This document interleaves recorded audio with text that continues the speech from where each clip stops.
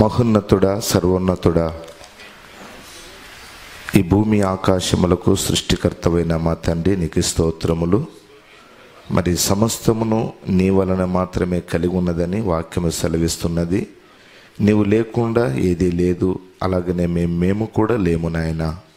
ఈరోజు మేము సజీవంగాను క్షేమంగాను మరి ఆరోగ్యకరంగాను ఆశీర్వాదకరంగాను మరి నాయన మేము జీవించున్నామంటే అది కేవలము నీ కృప మాత్రమే ఉన్నది నాయన. గడిచిన మరి 14 సంవత్సరాలు ఈ సేవకుల కూటాన్ని మరి నాయన మీరు ఆశీర్వదించి దీవించి దైవజనులు పాస్టర్ జోసెఫ్ గారిని మీరు ఆధారం చేసుకొని మరి నాయన ఈ కూడికలన్నీ, ఈ సంవత్సరములన్నింటిలో ఈ కూడికలను ఎన్నో మరి జరిగించున్నారు. ఎన్నో ఆత్మలను అయా మరి సావాసములోనికి నడిపించున్నారు. ఎందరో బాప్తిస్మాలు పొంది ఉన్నారు. మరి నాయన ఈ వర్తమానమును అంగీకరించి రక్షించబడిన వారు ఉన్నారు. అందును బట్టి నాయన నీకు కృతజ్ఞతాస్తుతులు చెల్లిస్తున్నాము. నీ చిత్తమైతే ఈ 2025 సంవత్సరం అంతట్లో కూడా ప్రభువా, ఇంకా మునుపటి కంటే అధికంగా తండ్రి ప్రభువా, మీ ఆత్మ నడిపింపును అభిషేకమును మరి దైవజనులకు జోసెఫ్ గారికి ఇంకా ప్రతి సేవకునికి మీరు అనుగ్రహించి సహాయమును దయచేయండి. మరి యొక్క కూడికల ద్వారా ప్రభువా మేమందరము దీవించబడి ఐక్యపరచబడి ఆశీర్వదించబడి నీ రాకడ కొరకు సిద్ధపడినట్లుగా ఏకాత్మను, ఏక హృదయమును, ఏక తాత్పర్యమును, ఏక మనసును కలిగి తండ్రి ప్రభువా మేము సన్నద్ధులమై తండ్రి ప్రభువా ఈ విశ్వాస ఈ యాత్రలో ముందుకు సాగే భాగ్యమును దయచేయండి నాయన. ఎదుగో తండ్రి ప్రభువా, మరి నీవు అన్నావు మోషేతో, ఎదుగో మీరు ఆగిపోక సాగిపోండి అని చెప్పావు ప్రభువా. మరి నాయన మేము కూడా ఎక్కడ ఆగిపోకుండా అలసిపోకుండా మేము యొక్క తండ్రి ప్రభువా మరి నాయన మరి ముందుకు సాగుటకు సహాయమును దయచేయండి. ప్రతి దైవజనుని కుటుంబాన్ని, వారి సంఘాలను, పరిచర్యను మీరు దీవించండి. ఇంకా అనేకాత్మను రక్షించండి ప్రభువా. మరి ఈ దినమున తండ్రి ప్రభువా మీరు మాకు ఇచ్చిన ఈ సమయము కొరకు, ఈ సంవత్సరము కొరకు, ఈ నెల కొరకు, ఈ యొక్క దినము కొరకు నైనా నీకు వందనాలు స్తోత్రాలు చెల్లిస్తున్నాము ప్రభువా. మరి ప్రతి ఒక్కొక్కరికి దైవజనులందరికీ మంచి ఆరోగ్యమునివ్వండి ప్రభువా, సహాయమును దయచేయండి. మరి కూడికలో తండ్రి ప్రభువా కొద్ది సమయాన్ని తండ్రి ప్రభువా మరి నాయన నేను కలిగి ఉంటుండగా మరి ప్రభువా మరి దైవజనులు ఈ సమయమునిచ్చుంటుండగా ప్రభువా మీరు తండ్రి ప్రభువా సహాయమును దయచేయండి. బలహీనుడను ప్రభువా బలపరచుము తండ్రి ప్రభువా, నీకు నీ యొక్క కృప చూపించమని ప్రార్థిస్తున్నాను. చదువుబే వాక్యాన్ని ప్రభువా మరి చెప్పబోయే విషయాలను మీరు అభిషేకించి దీవించమని, మాకందరికీ దీవెనకరంగా ఉన్నట్లుగా సహాయమును దయచేయమని ఘనత మహిమ ప్రభావాలు మీకు చెల్లిస్తూ మా ప్రభువును మా రక్షకుడైన యేసుక్రీస్తు నామములో ప్రార్థించి బ్రతిమలాడి వేడుకొనుచున్నాను. ఆమెన్. దేవుని వాక్యం చదువుకుందాం. ప్రకటన గ్రంథములో 1వ అధ్యాయము 7వ వచనం చదువుకుందాం. ప్రకటన గ్రంథము 1వ అధ్యాయము 7వ వచనము.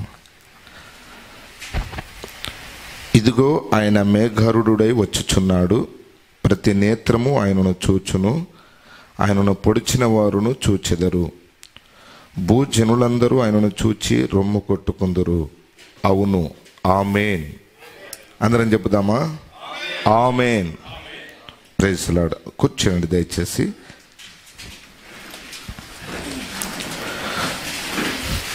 చదువుడినటువంటి దేవుని వాక్యమునకు దేవుడు తన ఆశీర్వాదములు జతపరిచి మనందరికీ దయచేయునుగాక. చాలామంది ఆమేన్ అంటలేరు. హల్లెలూయా. నాకు చిన్న సలహా ఏందనంటే, చదివేటప్పుడు కళ్ళు తెరవాలి. వాక్యాన్ని చదివేటప్పుడు కళ్ళు తెరవాలి. వాక్యాన్ని వినేటప్పుడు చెవులు తెరవాలి. వాక్యాన్ని గ్రహించుట కొరకు హృదయం తెరవాలి.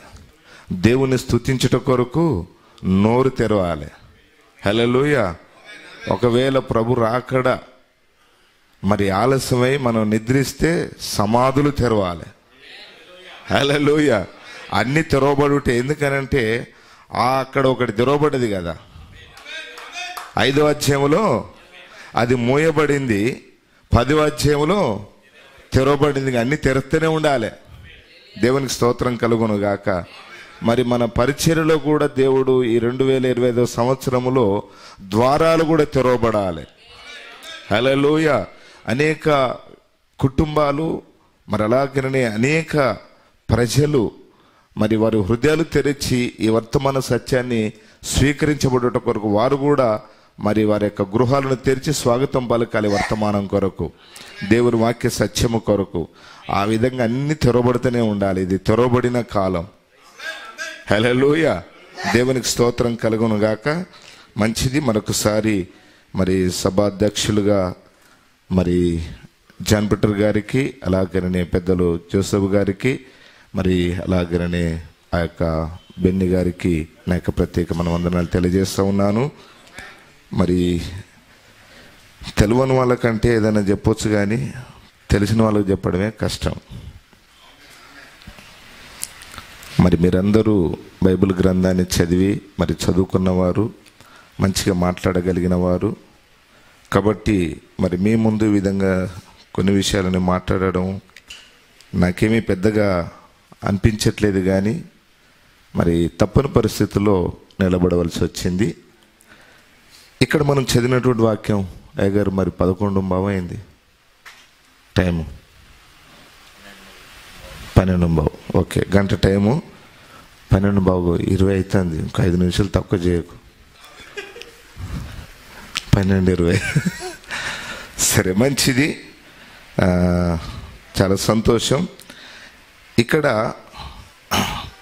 ఒక చిన్న విషయం కొరకు నేను దీన్ని ఈరోజు తీసుకున్నాను, మీకు అర్థం కావడానికి కూడా.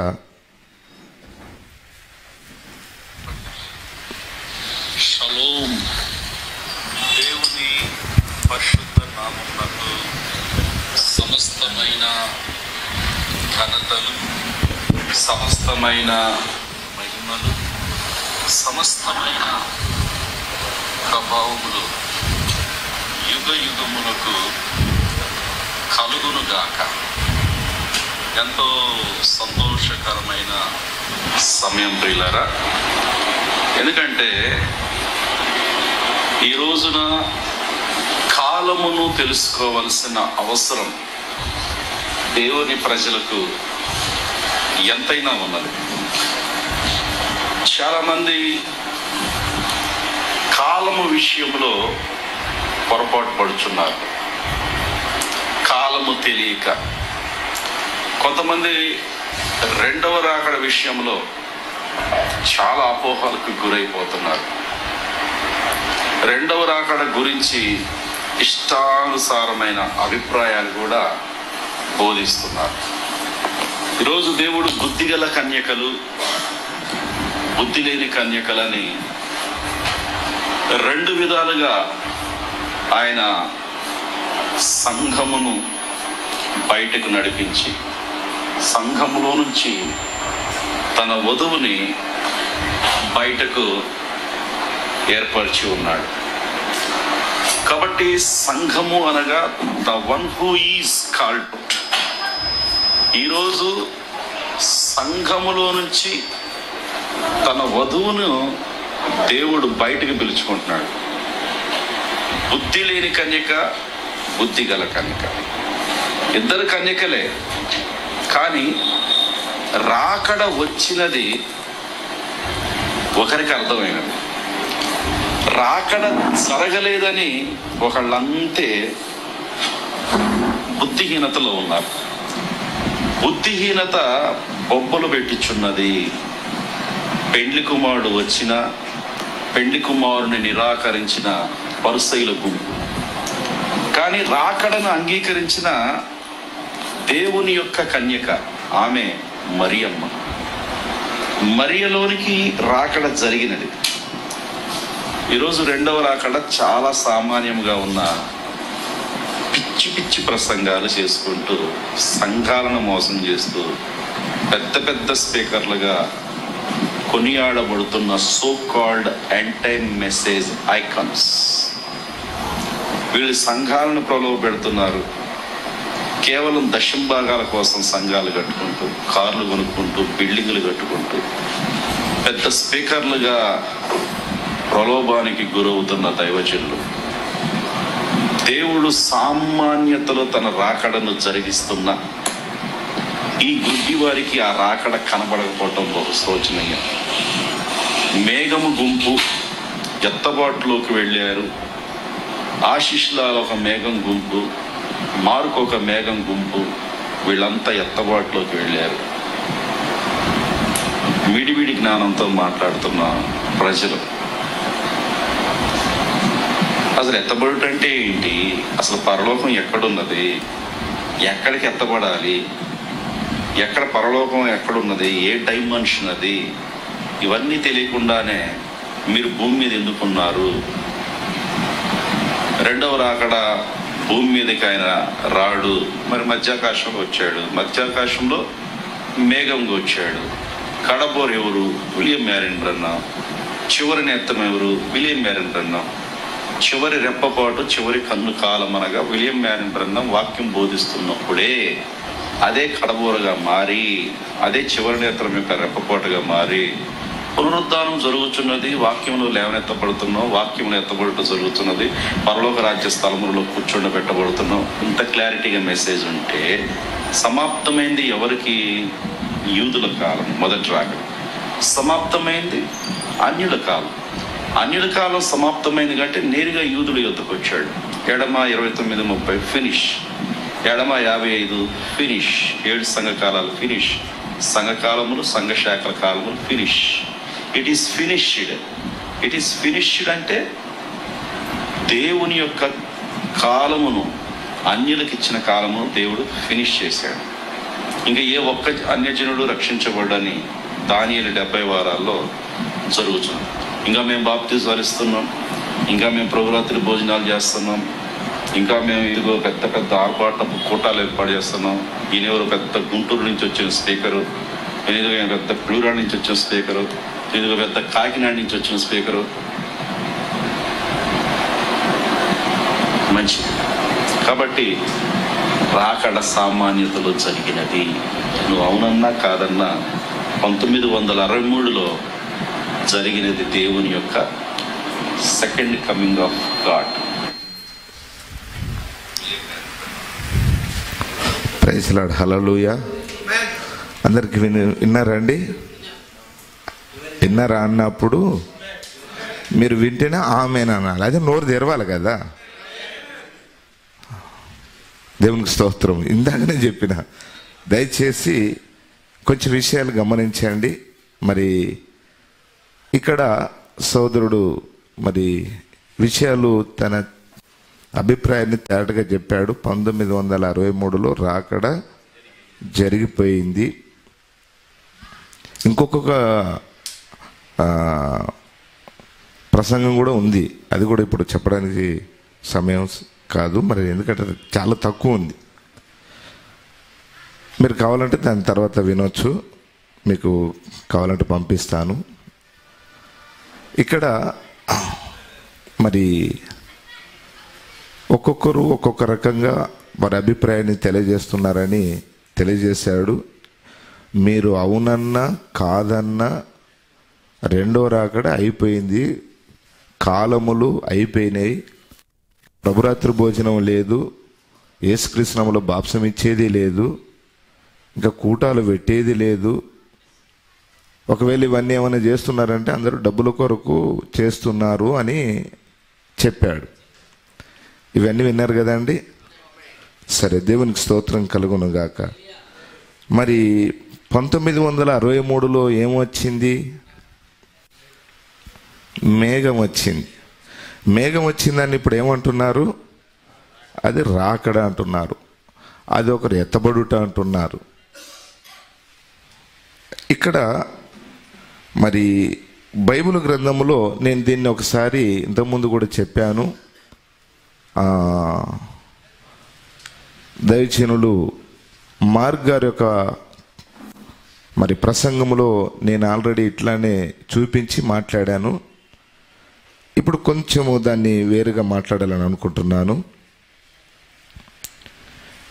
మనం చదివినటువంటి వాక్య భాగంలో ప్రకటన గ్రంథము 1:7, ఇదిగో ఆయన మేఘారూఢుడై వచ్చుచున్నాడు, ప్రతి నేత్రము ఆయనను చూచును, ఆయనను పొడిచిన వారును చూచెదరు, భూజనులందరూ ఆయనను చూచి రొమ్ము కొట్టుకుందురు. అవును, ఆమేన్, హల్లెలూయా. ఇది సంఘకాలములో యేసుక్రీస్తు యొక్క ప్రత్యక్షతను గురించి ప్రవక్త మాట్లాడుతున్నప్పుడు దీన్ని మాట్లాడుతూ ఉన్నాడు. మొదటి రాకడ మరియలోనికి వచ్చిందని, అలాగనే రెండవ రాకడ సంఘం అనే మరియలోనికి వస్తుందని ఒక సహోదరుని యొక్క దైవజనుని యొక్క భావంగా చెప్పాడు. విన్నారు కదా? అయ్యో, దేవునికి స్తోత్రం. మనది ఆమెనంటేనే ఆయిల్ పోసినట్టు. బండికి ఆయిల్ పోస్తే స్టార్ట్ డుగ్గు డుగ్గు అని సౌండ్ వస్తుంది చూసినావా, ముందు కదులుతా చూసినావా? మన ఈ బండి కూడా ఆమెనంటేనే అంటుతున్నట్టు బండి. దేవునికి స్తోత్రం కలుగును గాక. ఆమెనకపోతే ఆయిల్ అయిపోయిందని అంటే లెక్క. దాన్ని ప్రవక్త కూడా అన్నాడు, పరిశుద్ధాత్మ ఉంటే నువ్వు ఆమెనంటావని అన్నాడు.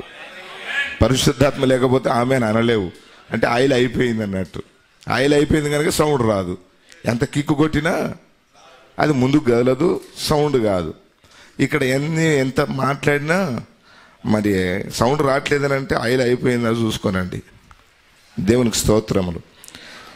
41వ పేజీలో యేసుక్రీస్తు యొక్క ప్రత్యక్షత. దయచేసి కొందరు మీరు వెనకాల కూర్చున్నారు, మధ్యన స్థలాలన్నీ కుర్చీలన్నీ ఖాళీగా ఉన్నాయి, వీలైనంత వరకు ముందుకు కూడా రండి. బ్రదర్ ఎట్రండి, ముందుకు రావచ్చు. పాస్టర్స్ మీరు వెనకాల ఫ్రీగా ఉంది అక్కడ మీకు, సరే మంచిది, మీ స్వేచ్ఛను కాదనను. 7 సంఘకాలాలలో యేసుక్రీస్తు యొక్క ప్రత్యక్షతను గురించి ప్రవక్త ఇక్కడ మాట్లాడుతూ ఉన్నాడు. 41వ పేజీ ఈ పాత పుస్తకంలో, ఇప్పుడు కొత్తగా వచ్చిన పుస్తకంలో అది వేరుగా ఉంటుంది పేజీ నెంబర్లు. రానున్న దేవుడు అని ఇక్కడ ప్రవక్త దానికి హెడ్డింగ్గా మాట్లాడుతూ ఉన్నాడు. చదవండి. అందుకొరకు ముందుకు రాను, మైకు తీసుకొని మాట్లాడవచ్చు, లేదనంటే చదువుతందుకు మైకు లేకుండా వినబడుతుంది. చూడు, ఓ నాకు ఇది ఉంది కదా, మర్చిపోయినా కొద్దిగా. హల్లెలూయా. సరే మంచిది. ప్రకటన 1:7. ఇదిగో ఆయన మేఘారూఢుడై పొడిచిన వారును చూచెదరు. అయ్యా భయపెట్టకు నాయనా. ఆయనను పొడిచిన వారును చూచెదరు. భూజనులందరూ ఆయనను చూచి రొమ్ము కొట్టుకొందురు. భూజనులందరూ ఆయనను చూచి రొమ్ము కొట్టుకొందురు. అవును ఆమేన్. అవును ఆమేన్. ఆయన వచ్చుచున్నాడు. యేసు వచ్చుచున్నాడు. దేవుడు వచ్చుచున్నాడు. ప్రవక్త వచ్చుచున్నాడు. యాజకుడు మరియు రాజు వచ్చుచున్నాడు. ఆయనే యాజకుడు, ఆయనే రాజు, ఆయనే దేవుడు, ఆయనే ప్రవక్త, ఆయనే యేసు వచ్చుచున్నాడు. సర్వములో సర్వము వచ్చుచున్నాడు. ప్రభువైన యేసు త్వరగా రమ్ము. ఆమేన్. ఆమేన్. ఇది ప్రవక్త అంటున్నాడు. చదవండి. ఆయన వచ్చుచున్నాడు. ఆయన మేఘములలో వచ్చుచున్నాడు. మహిమా మేఘములో వచ్చుచున్నాడు. రూపాంతరపు కొండ మీద ఆ విధంగానే ఆయన కనబడెను. రూపాంతరపు కొండ మీద ఆయన అనగా యేసుక్రీస్తు ఆ విధంగానే కనబడెను. దేవుని శక్తి ఆయనలో ఇమిడి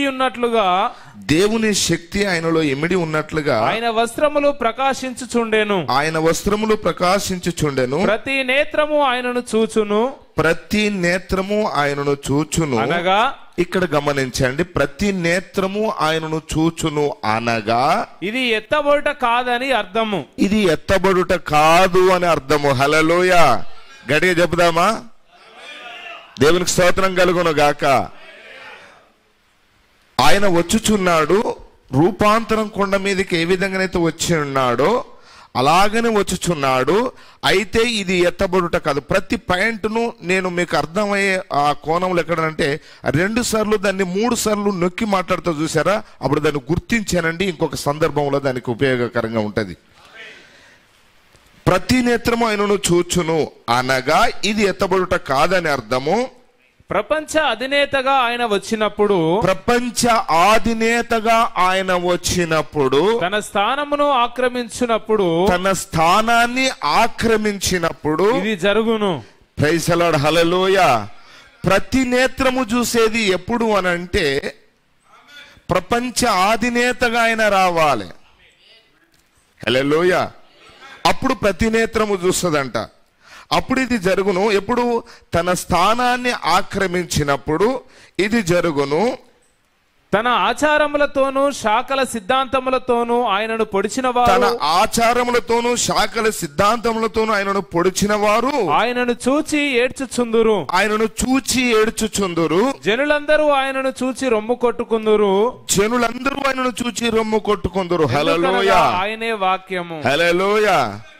జనులందరూ చూసేది ఒకటి ఉంది, వింటున్నారా? తర్వాతగా ఆయనను పొడిచిన వారును చూసేది ఒకటి ఉంది, వింటున్నారా? ఆయన రాకడ కొరకు ఎదురు చూసేవారు ఆయనను చూసేది ఒకటి ఉంది. దేవునికి స్తోత్రములు. ఇప్పుడు దీన్ని వెంటనే ప్రవక్త ఈ కార్యాన్ని దేనికి ముడిపెట్టి మాట్లాడుతున్నాడో కింద చదవండి. జకరియా 12:9-14 ప్రకటన గాథ ఇది. ఇప్పుడు జకరియా గ్రంథము 12వ అధ్యాయము 9-14 వచనాలు మళ్ళీ చదువుదాం. 12వ అధ్యాయం 9వ వచనం నుండి. జకరియా గ్రంథము 12వ అధ్యాయము 9వ వచనం నుండి 9వ వచనము నుంచి 14 వచనాల వరకు దీన్ని మళ్ళీ చదువుదాం. ఆ కాలమున యెరూషలేము మీదికి వచ్చు అన్యజనులందరినీ నేను నశింపచేయ పూనుకొనెదను. దావీదు సంతతి వారి మీదను యెరూషలేము నివాసుల మీదను కరుణ నొందించు ఆత్మను విజ్ఞాపన చేయు ఆత్మను నేను కుమ్మరింపగా, నేను వారికి ఆ ఆత్మను, 2 ఆత్మను నేను పంపగా, వారు తాము పొడిచిన నా మీద దృష్టి ఉంచి, వారు అనగా యూదులు తాము పొడిచిన నా మీద అనగా యేసుక్రీస్తు మీద దృష్టించి, అంటే అప్పుడు ఆయనను చూస్తారు. వింటున్నారా? చూచుట అనగా మరొక విషయం ఏంటంటే గ్రహించుటయే. ఏదో నిజంగా కళ్ళకు చూసేది కాదు, గ్రహిస్తారు. దేవునికి స్తోత్రం కలుగును గాక. యేసుక్రీస్తు యోహాను సువార్తలో ఒక మాట ఏమన్నాడనంటే, ఒకడు నీటి మూలంగాను ఆత్మ మూలంగాను జన్మించితేనే తప్ప దేవుని రాజ్యమును చూడలేడు అని అన్నాడు. అంటే నీటి బాప్తిసం పొందిన వాడు, పరిశుద్ధాత్మ చేత నింపబడిన వాడు పరలోక రాజ్యమును చూస్తున్నాడా? కంటికి కనబడుతుందా? అది ఏంటిదనంటే అది గ్రహించుట. చూచుట అనగా గ్రహించుట అని అర్థము. అంటే అప్పుడు గ్రహిస్తారు. ఈ గ్రహించిన వాళ్ళే ఆయనను చూచినట్టు లెక్క. దేవునికి స్తోత్రం కలుగును గాక. హృదయములో గ్రహించినప్పుడే ఆయనను చూస్తున్నారు. అందుకనే మత్తయి సువార్తలో యేసుప్రభు 5:8 మాట్లాడాడు, హృదయ శుద్ధి కలిగిన వారు, అంటే హృదయములో గ్రహించిన వారు. శుద్ధి అంటే ఏదో లోపల సోప్ పెట్టి కడిగేది కాదు, ఏదంటే దాన్ని ఏమంటారు, లిక్విడ్ వేసి కడిగేది కాదు. హృదయ శుద్ధి గలవారు అంటే హృదయములో గ్రహించిన వారు దేవుణ్ణి చూచెదరు. అంటే అప్పుడు దేవుణ్ణి గ్రహిస్తారు, ఎవరు దేవుడు అనేది. దేవునికి స్తోత్రములు. వారు తాము పొడిచిన నా మీద దృష్టి ఉంచి, ఒకడు తన ఒక కుమారుని విషయమై దుఃఖించినట్లు, తన జ్యేష్ఠ పుత్రుని విషయమై ఒకడు ప్రలాపించినట్లు అతని విషయమై దుఃఖించుచు ప్రలాపింతురు. యేసుక్రీస్తు విషయమేగా అక్కడ వాళ్ళు ఏడుస్తారు. ఎందుకనంటే అది వారికి దుఃఖకరమైనటువంటి సమయంగా ఉంటుందని అంటున్నారు. ఎందుకొరకనంటే అప్పుడు వాళ్ళు గ్రహిస్తారు. ఏమని? మా ప్రభును, మా దేవుణ్ణి, మా సృష్టికర్తను, మా యొక్క మెస్సయ్యను లేదా మా యొక్క యెహోవాను, తండ్రి అయిన దేవుణ్ణి మేము ఎరగక సిలువ వేశాము. అప్పుడు మేము చూడలేదు, ఇప్పుడు చూస్తున్నాము. అప్పుడు వాళ్ళు గ్రహించలేదు, ఇప్పుడు గ్రహిస్తారు. ఆ విషయమే అప్పుడు వాళ్ళు ఏడుస్తారంట, దుఃఖిస్తారు, ప్రలాపిస్తారు. మెగిద్దోన్ లోయలో దగ్గర జరిగిన ప్రలాపం వలనే ఆ దినమున యెరూషలేములో బహుగా ప్రలాపము జరుగును. యెరూషలేములో బహుగా ప్రలాపం జరుగును. దేశ నివాసులందరూ ఆ యొక్క యెరూషలేములోని యూదా దేశములోని నివాసులందరూ ఏ కుటుంబమునకు ఆ కుటుంబంగా ప్రలాపింతురు. దావీదు కుటుంబీకులు ప్రత్యేకముగాను, వారి భార్యలు ప్రత్యేకముగాను, నాతాను కుటుంబీకులు ప్రత్యేకముగాను, వారి భార్యలు ప్రత్యేకముగాను, లేవి కుటుంబీకులు ప్రత్యేకముగాను, వారి భార్యలు ప్రత్యేకముగాను, షిమీ కుటుంబీకులు ప్రత్యేకముగాను, వారి భార్యలు ప్రత్యేకముగాను, మిగిలిన వారిలో ప్రతి కుటుంబపు వారు ప్రత్యేకముగాను, వారి భార్యలు 12 గోత్రాలలో ఉన్న ఇజ్రాయేలీలు యూదులందరూ కలిసి ఒక్కొక్క గోత్రముగా ఒక్కొక్క కుటుంబముగా వాళ్ళందరూ ప్రలాపించి ఏడుస్తారంట. మిగిలిన గోత్రకర్తలు కూడా ప్రతి యూదుడు కూడా అక్కడ ఏడుస్తాడని చెప్పబడుతుంది. ప్రత్యేకముగాను కుటుంబపు వారు ప్రత్యేకముగాను, వారి భార్యలు ప్రత్యేకముగాను ప్రలాపింతురు. దేవునికి స్తోత్రం కలుగును గాక. ఇప్పుడు సంఘకాలంలోకి యేసుక్రీస్తు ప్రత్యక్ష దగ్గరికి వద్దాం. జకర్యా 12:9-14లోని ప్రకటన గాథ ఇది. ఏది? 1వ అధ్యాయానికి ప్రకటన గ్రంథము జకర్యా 12వ అధ్యాయానికి ముడిపెట్టి ప్రవక్త మాట్లాడుతూ ఉన్నాడు. అర్థమైందండి? ఇప్పుడు దాదాపు 2500 సంవత్సరాల క్రితము జకర్యా దీనిని ప్రవచించెను. ఇది ఇప్పుడు జరుగుటకు సిద్ధముగా ఉన్నది. ప్రైజ్ ది లార్డ్, హల్లెలూయా. ఇది ఇప్పుడు జరుగుటకు సిద్ధముగా ఉన్నది. వినండి, యెరూషలేమునకు విరోధముగా లేచిన ప్రతి దేశమును నేను ఆ దినమున నాశనము చేసేదను. దావీదు ఇంటి వారి మీదను యెరూషలేము నివాసుల మీదను నేను కరుణ నొందించు ఆత్మను, విజ్ఞాపన చేయు ఆత్మను కుమ్మరింపగా తాము పొడిచిన నా మీద దృష్టి ఉంచేదరు. యూదుల యొద్దకు సువార్త ఎప్పుడు వచ్చును? యూదుల దగ్గరికి ఈ విధంగా యేసుక్రీస్తును తెలుసుకునేది ఎప్పుడు జరుగుద్ది అని అంటున్నాడు ప్రవక్త. మన క్వశ్చన్ వేస్తున్నాడు. అర్థమవుతుందా అండి? ఎప్పుడు జరుగుద్ది అని అంటే, అన్యుల దగ్గరికి సువార్త ఏ విధంగా వచ్చిందనంటే, అక్కడ వాళ్ళు గుడ్డివారు అయిపోయినప్పుడు ఆయనను వాళ్ళు త్రోసివేసినప్పుడు ఆయన అన్యుల దగ్గరికి వచ్చాడు. అప్పుడు మనము చూసాము యేసును. వింటున్నారా? ఇప్పుడు మరలా ఏం కావాలనంటే, మనము వెళ్ళిపోయిన తర్వాత కనుక, నిజమైన వధూ సంఘం వెళ్ళిపోయిన తర్వాతగా మళ్ళీ సువార్త అనేది యూదుల వైపు వెళుతుంది. అప్పుడు వాళ్ళు చూస్తారు అక్కడ. హల్లెలూయా. వాళ్ళు త్రోసివేసినప్పుడు వాళ్ళ నుండి యేసుక్రీస్తు అన్యుల వైపు వచ్చినప్పుడు మనం చూసాము. ఇక్కడ మన దగ్గర నుంచి అదే ఆత్మ మళ్ళీ అదే దేవుడు యూదుల వైపు తిరిగినప్పుడు వాళ్ళు చూస్తారు. అయితే ఇప్పుడు వాళ్ళు తెలుసుకునేది ఎప్పుడు అనంటే, రంగం మీద నుంచి లేదా ఈ భూమి మీద నుంచి నిజ వధువు వెళ్ళిపోవాలి. హల్లెలూయా. ఇది ఎప్పుడైతే జరుగుతుందో అప్పుడు వాళ్ళు చూస్తారు. అప్పటిదాకా వాళ్ళు ఇంకా యేసుక్రీస్తును వారు ఎరగరు. ఎవరు పోయి చెప్పినా వాళ్ళు దానిని నమ్మరు. జాగ్రత్తగా గమనించండి. ఇప్పుడు మనము 42వ పేజీలోకి వద్దాం. కింది పారాగ్రాఫ్, అక్కడ ఏడుపును ప్రకటన 42 ప్రకటన మరియు 42వ పేజీలో ప్రకటన 11 యొద్దకు తీసుకొని ఆ పేజీ తిప్పండి. ప్రకటన మరియు జకర్యా గ్రంథములో అది నేను మాట్లాడేది. ఇది అయిపోయినాక వెంటనే దాని కింద చదువు సార్. ప్రకటన 11 యొద్దకు తీసుకొని వెళ్ళును. ఇద్దరు సాక్షులను లేదండి, మొత్తం చదవండి. దాన్ని ఇద్దరు సాక్షులను చూడండి. కాదు, ఇదే మొత్తం చదవండి. ఏలియా, వారిద్దరు ప్రవక్తలు మోషే ఏలియాలని ఉన్నది చూసారా? ఓకే. ప్రకటన యొద్దకు తీసుకొని వెళ్ళును. ఇది ఇద్దరు సాక్షులను చూడండి. వారిద్దరు ప్రవక్తలు అనగా మోషే ఏలియాలు సువార్తను మరలా యూదుల యొద్దకు తీసుకొని పోవును.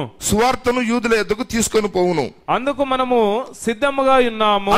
సిద్ధంగా ఉన్నాము. ప్రతిదియు క్రమములో ఉన్నది. యూదులు వర్తమానమును అన్యుల యొద్దకు తీసుకొని వచ్చిరి. అంటే వాళ్ళు త్రోసివేయడాన్ని బట్టి వర్తమానము అన్యుల దగ్గరకు వచ్చింది. మళ్ళీ వీళ్ళు వెళ్ళిపోయిన తర్వాత వర్తమానము యూదుల దగ్గరికి వెళుతుంది. అదే విధంగా అన్యులు మరలా యూదుల యొద్దకు సువార్తను తీసుకొని పోవుదురు. అప్పుడు ఎత్తబడుట వచ్చును. దేవుని స్తోత్రం కలుగును గాక. కింద చదవండి. ప్రకటన మరియు జకర్యా గ్రంథములలో ప్రకటన అనగా 1వ అధ్యాయము 7వ వచనమును మరియు జకర్యా గ్రంథములో ఇప్పుడు మనం చదివిన దానిని గుర్తుంచుకోనండి. ఇప్పుడు 2 ప్రాంతాలలో 2 గ్రంథాలను మనం చదివిన దానిని గుర్తుంచుకోనండి. ఆ రెండును శ్రమల కాలము అయిన వెంటనే జరుగును. అవి 2 శ్రమల కాలము అయిన వెంటనే జరుగును. అంటే శ్రమల కాలము రావడానికి ముందు సంఘం వెళ్ళిపోవాలి. వింటున్నారా? ఆ సమయములోనే శ్రమల కాలములు ప్రారంభం కాగానే వాళ్ళు యేసుక్రీస్తును చూస్తారు అక్కడ. ఇది ప్రవక్త చెప్తున్నాడు. మొదటగా జన్మించిన వారి యొక్క సంఘము శ్రమల గుండా వెళ్ళదు. మొదటగా జన్మించిన వారంటే మనము. వింటున్నారా? మనం శ్రమల గుండా వెళ్ళము. దానిని మనం ఎరుగుదుము. దానిని బైబిల్ బోధించుచున్నది. ఆ సమయమున దేవుడు తన ఆత్మను ఇజ్రాయేలు వారి ఇంటి మీద కుమ్మరించునని చెప్పబడి ఉన్నది జకర్యా గ్రంథములో. వారి దినమున అన్యజనుల మీద కుమ్మరింపబడిన ఆత్మ కూడా అదే. హల్లెలూయా. ఎప్పుడు అన్యజనుల మీద కుమ్మరింపబడింది? వారి దినములనగా పేతురు కొర్నేలి ఇంటికి వచ్చి ప్రసంగం చేస్తున్నాడు. పెంతెకోస్తు దినమున పరిశుద్ధాత్మ కుమ్మరింపబడింది. వింటున్నారా? అదే ప్రకారంగా మళ్ళీ ఆ ఆత్మే వాళ్ళ మీదకి వస్తుంది. దేవునికి స్తోత్రములు కలుగును గాక. ఇప్పుడు ప్రవక్త అదే చెప్తున్నాడు. ఆయనను పొడిచిన వారు ఆయనను చూచెదరు. ఆయనను పొడిచిన వారు ఎవరంటే యూదులు. అప్పుడు వాళ్ళు యూదులు యేసుక్రీస్తును గ్రహిస్తారు. వారు ఆయన కొరకు ఏడ్చెదరు. మేము ఎందుకు ఈ తప్పు చేసాము, అయ్యో మాకు ఎందుకు అర్థం కాలేదన్నప్పుడు వాళ్ళు పశ్చాత్తాపపడి ఏడుస్తా ఉంటారు. తన ఏకైక కుమారుణ్ణి పోగొట్టుకున్న వారు ఏడ్చినట్లుగా వారు ఏడ్చెదరు. ఏకైక కుమారుని కొరకు ఎంత ప్రలాపించెదరో అంతగా వారు ఆయన కొరకు ప్రలాపించెదరు. ఆ దినమున యెరూషలేములో మహారోదన పుట్టును. మెగిద్దోను లోయలోని హదాదు రిమ్మోను వరకు అంగలార్పు వ్యాపించును. దేశ నివాసులందరూ ఏ కుటుంబమునకు ఆ కుటుంబముగా ప్రలాపింతురు. దావీదు కుటుంబీకులు ప్రత్యేకముగాను వారి భార్యలు ప్రత్యేకముగాను ప్రలాపింతురు. నాతాను కుటుంబీకులు ప్రత్యేకముగాను వారి భార్యలు ప్రత్యేకంగాను ప్రలాపింతురు. అప్పుడు ఆయన తన రెండవ రాకడలో మేఘముల మీద మహిమతో వచ్చును. హల్లెలూయా. మేఘముల మీద మహిమతో వచ్చును. ఎన్నో రాకడలో? అర్థమవుతుందా అండి? దేవునికి స్తోత్రం కలుగును గాక. రెండవ రాకడలో మేఘములో మహిమతో వచ్చును. ఈ భాగం వేరు. 1వ అధ్యాయములో 7వ వచనములో ఇదిగో ఆయన మేఘారుడ వచ్చుట చూతురు అనేది ఇది వేరు. హల్లెలూయా. ఈ మేఘములో వచ్చుట అనేది ఇది రెండవ రాకడ కాదు. 1వ అధ్యాయం. మీకు అర్థం చేసుకుంటున్నారా? చూడండి ఇక్కడ. ఆయనను పొడిచిన యూదులు ఆయనను చూచెదరు. మరొక వాక్యములో చెప్పబడి ఉన్నట్లుగా. మరొక వాక్యములు అనగా జకర్యా గ్రంథము 13 ఇప్పుడు 5ను చదవండి. వాడు నేను ప్రవక్తను కాను, బాల్యముననే నన్ను కొని ఒకని యొద్ద సేద్యపు పని చేసి వాడనై ఉన్నాను. నీ చేతులకు గాయములేమని వారు అడగగా వాడు అప్పుడు ఆయన ఇవి నన్ను ప్రేమించిన వారి ఇంట నేను ఉండగా నాకు కలిగిన గాయములని చెప్పును. ఇది మొదటి రాకడలో జరిగిన కార్యమును గురించి. అప్పుడు వాళ్ళు అడుగుతారు, మరి నీ చేతులకు గాయాలు ఏంటి అని అంటే వాళ్ళు నిజంగా యేసుప్రభుని అక్కడ ప్రత్యక్షంగా చూస్తారా? నా మాట అర్థమైందండి మీకు? హల్లెలూయా. యేసుప్రభు మళ్ళీ ప్రత్యక్షం అవుతాడు అట్లా గాయాలతో చూపించుకుంటాడా? కాదండి. ఇది మీరు కొంచెం జాగ్రత్తగా గమనించాలి. నీ చేతులకు గాయం లేమని వాళ్ళు అడగగానంటే ఈ ఇద్దరు వ్యక్తులు ఉన్నారు చూసారా? కరుణ నొందించు ఆత్మ, విజ్ఞాపన చేయు ఆత్మ. ఈ ఇద్దరి ద్వారా సువార్త అనేది మరలా యూదులకు ప్రకటింపబడినప్పుడు మనము ఏ విధంగానైతే లేఖనాలను గ్రహించి గుర్తించి ఒక్క దేవుడని మనం తెలుసుకొని యేసు ప్రభును నమ్మామో, అలాగనే ప్రవక్త ఏ విధంగానైతే మనం నమ్మామో వారు ఆ విధంగా నమ్ముతారు. హల్లెలూయా. దేవునికి స్తోత్రం కలుగును గాక. అప్పుడు వాళ్ళు అంటారు, మరి యేసు ప్రభువే, ఈ యేసే యెహోవా దేవుడైతే మరి ఆయనకు ఎందుకు గాయములైన అన్నప్పుడు, మీరు సిలువ వేసిన ఈ యేసే. ఆమేన్. హల్లెలూయా. పేతురు పెంతెకొస్తు పండుగ దినమని చెప్పాడు చూసారా, అదే సువార్త మరలా వాళ్ళకి చెప్పబడుతుంది అక్కడ. మీరు సిలువ వేసిన యేసే. ఆ యేసును మేము సిలువ వేసింది మామూలు వ్యక్తి అనుకున్నాము, ఆయన అబద్ధ బోధకుడు అనుకున్నాము అని వాళ్ళు అప్పుడు ఇవి అడుగుతారు. ఈ యేసే ఆ యొక్క మీ ప్రభువు అని వాళ్ళు వాళ్ళ దేవుడని చూపిస్తారు, వాళ్ళు బయలుపరుస్తారు. అప్పుడు వాళ్ళు నమ్ముతారు. అది ఇక్కడ మనము ప్రవక్త ద్వారా తెలుసుకుంటున్నాము. చూడండి, నీ చేతులకు గాయములేమని వారు అడగగా, ఇవి నన్ను ప్రేమించిన వారి అంటే నేనుండగా నాకు కలిగిన గాయములని చెప్పును. ఆమేన్. దేవునికి స్తోత్రం కలుగును గాక. అదే ఇక్కడ ప్రవక్త అంటున్నాడు, మరొక వాక్యంలో చెప్పబడినట్లుగా, అందులోనేనా సంఘకాలంలో అయ్యా, మరొక వాక్యములో చెప్పబడి ఉన్నట్లుగా, ఆ గాయములు నీకు ఎక్కడైనవని వారు అడుగుదురు, నా స్నేహితుల ఇంటిలో అని ఆయన చెప్పును. అంటే ఈ ఇద్దరు ద్వారా వాళ్ళు తెలుసుకుంటారు. అది మెస్సయ్యగా ఆయనను విసర్జించిన యూదులకు, అప్పుడు వాళ్ళు మెస్సయ్యగా విసర్జించారు గనక ఆ యూదులకు అది రోదన సమయముగా ఉండుట మాత్రమే కాదు గాని, అది రోదనగా ఏడ్చే సమయంగా ఉండుట మాత్రమే కాదు గాని, ఈ దినమున ఆయనను రక్షకునిగా తిరస్కరించి విడిచిపెట్టబడిన, ఆ రోజు ఆయన రక్షకుడుగా వచ్చాడు, ఆ రక్షకుడుగా ఆయనను విడిచిపెట్టబడిన అన్యులకును రోదన సమయముగా ఉండును. హల్లెలూయా. దేవునికి స్తోత్రం కలుగును గాక. అన్యులకు కూడా అది, ఎవరు అన్యులు? భూజనులందరూ చూచెదరు. ఎంతమందికి అర్థమైంది? భూజనులందరూ చూచి రొమ్ము కొట్టుకొందురు. భూజనులందరూ, అది అన్యులు, అది ముస్లింలు కాదు, హిందువులు కాదు, లేదనంటే అది ఆ యొక్క సమరయులు కాదు, ఆ యొక్క క్రైస్తవులు కాదు, ప్రపంచ జనులందరూ కూడా అప్పుడు యేసుక్రీస్తును తెలుసుకుంటారు. ఎందుకొరకు అనంటే అప్పుడు శ్రమలు అనేటి ప్రారంభమవుతున్నవి గనక, వింటున్నారా? ప్రారంభమైనప్పుడు వధువు ఎత్తబడిన తర్వాతగా శ్రమల కాలం అనేది ప్రారంభమవుతున్నది గనక అప్పుడు ప్రకటన గ్రంథములో 6వ అధ్యాయం యొక్క కార్యం అక్కడ వాళ్ళకి అర్థమవుతుంది. ప్రకటన 6 చదవండి వెంటనే. ప్రకటన 6:12 నుంచి చూద్దాం. 6వ అధ్యాయం 12వ వచనం. ఆయన 6వ ముద్రను విప్పినప్పుడు, జాగ్రత్తగా గమనించండి, 6వ ముద్ర అంటేనే శ్రమల కాలం అన్నాడు ప్రవక్త. 6వ ముద్రను విప్పినప్పుడు నేను చూడగా పెద్ద భూకంపము కలిగెను. సూర్యుడు కంబలివలే నలుపాయెను. చంద్రబింబమంతయు రక్తవర్ణమాయెను. సూర్యబింబమంతయు రక్తవర్ణమాయెను. పెద్ద గాలి చేత అంజూరపు చెట్టు నుండి ఆ కాలపు కాయలు రాలినట్లు ఆకాశ నక్షత్రములు భూమి మీద రాలేను. మరియు ఆకాశ మండలము చుట్టబడిన గ్రంథం వలనై తొలగిపోయేను. ప్రతి కొండయు ప్రతి ద్వీపమును వాటి స్థానములు తప్పెను. భూరాజులను గనులను 15వ వచనం నుంచి చూడండి, నేను మాట్లాడుతున్నాడు మెల్లగా. 15వ వచనం నుంచి చూడండి, భూరాజులను గనులను అంటే భూమి మీద ఉన్న అందరిని కలిపి, ఇజ్రాయేల్ రాజుల గురించి కాదు ఇది. భూరాజులను గనులుగా చెప్పబడిన వారును, సహస్రాధిపతులను, ధనికులను, బలిష్ఠులను, ప్రతి దాసుడును,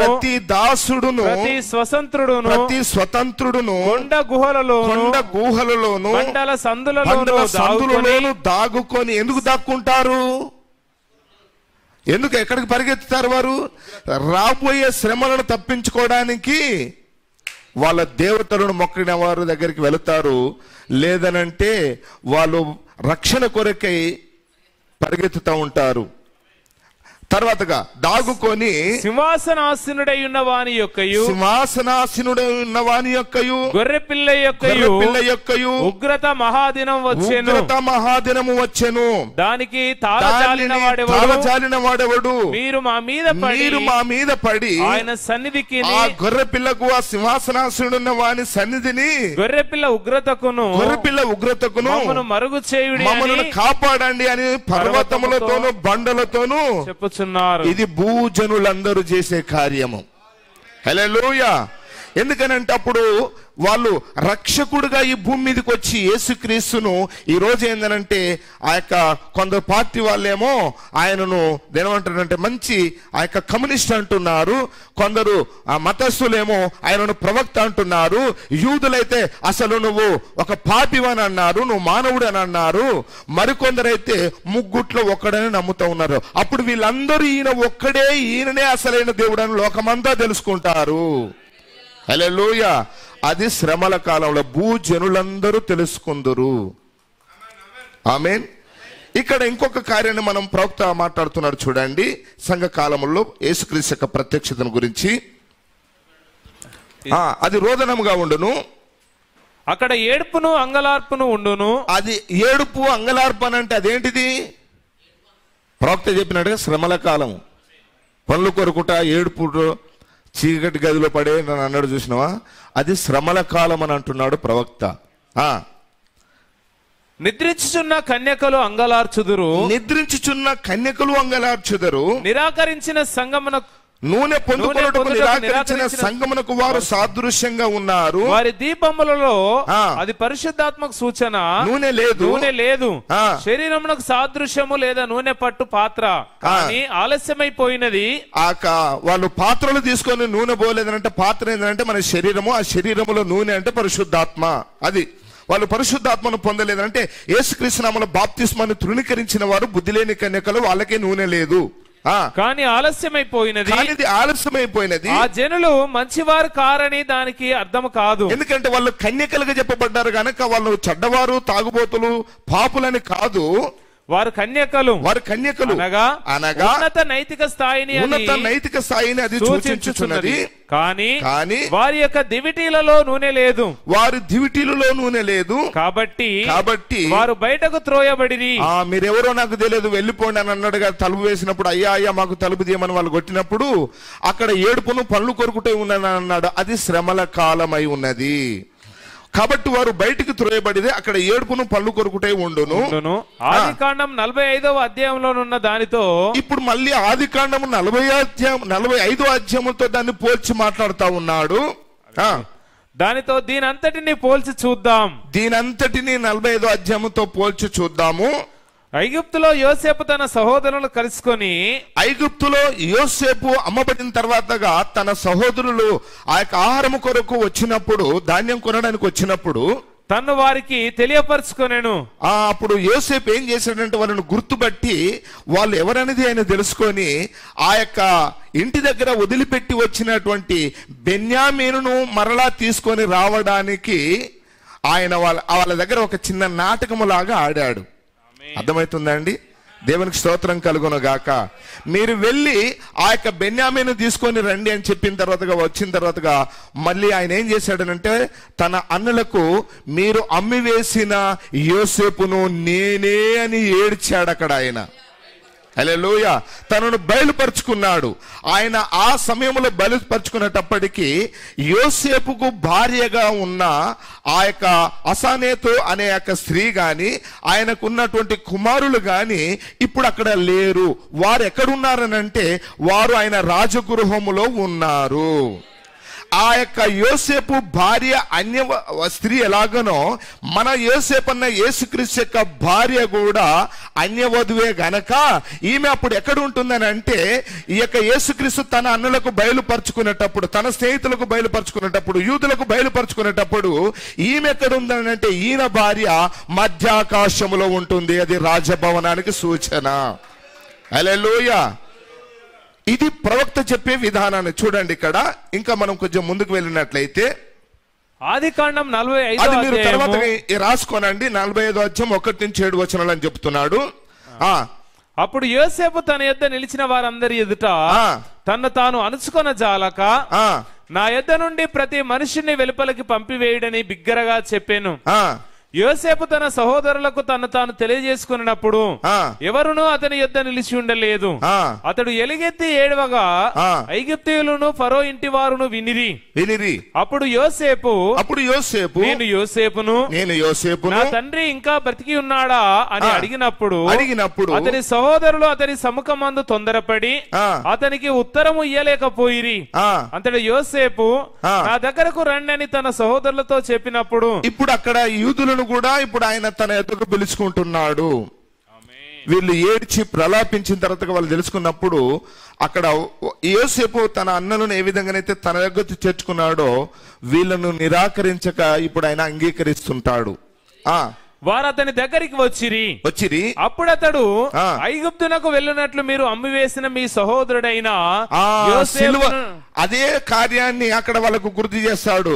మీరు నన్ను అమ్ముకొని 30 వెండి నాణాలకు అమ్మివేసిన ఆ యూదా వలనే మీరు కూడా నన్ను చేశారు ఇక్కడ. హల్లెలూయా. అర్థమవుతుందా? యేసుక్రీస్తు యూదులకు చెప్పుకుంటున్నాడు, అక్కడ యోసేపేమో తన అన్నలకు చెప్పుకుంటున్నాడు. మీరు నన్ను అమ్మివేశారు అక్కడ ఇస్మాయిలీలకు, అయితే దేవుడు ఒక కార్యము కొరకే దీనిని చేశాడు అని యోసేపు చెప్తున్నాడు. యేసుక్రీస్తు కూడా సిలువ వేయబడింది ఒక కార్యము కొరకు, అది మనల్ని రక్షించుట కొరకు అక్కడ ఆయన సిలువ వేయబడ్డాడు. యూదుల శ్రమల కాలములో లేదంటే కరువు కాలంలో పోషించుట కొరకు యోసేపు ఐగుప్తుకు పోయినట్లుగానే ఉన్నది. దేవునికి స్తోత్రం కలుగును గాక.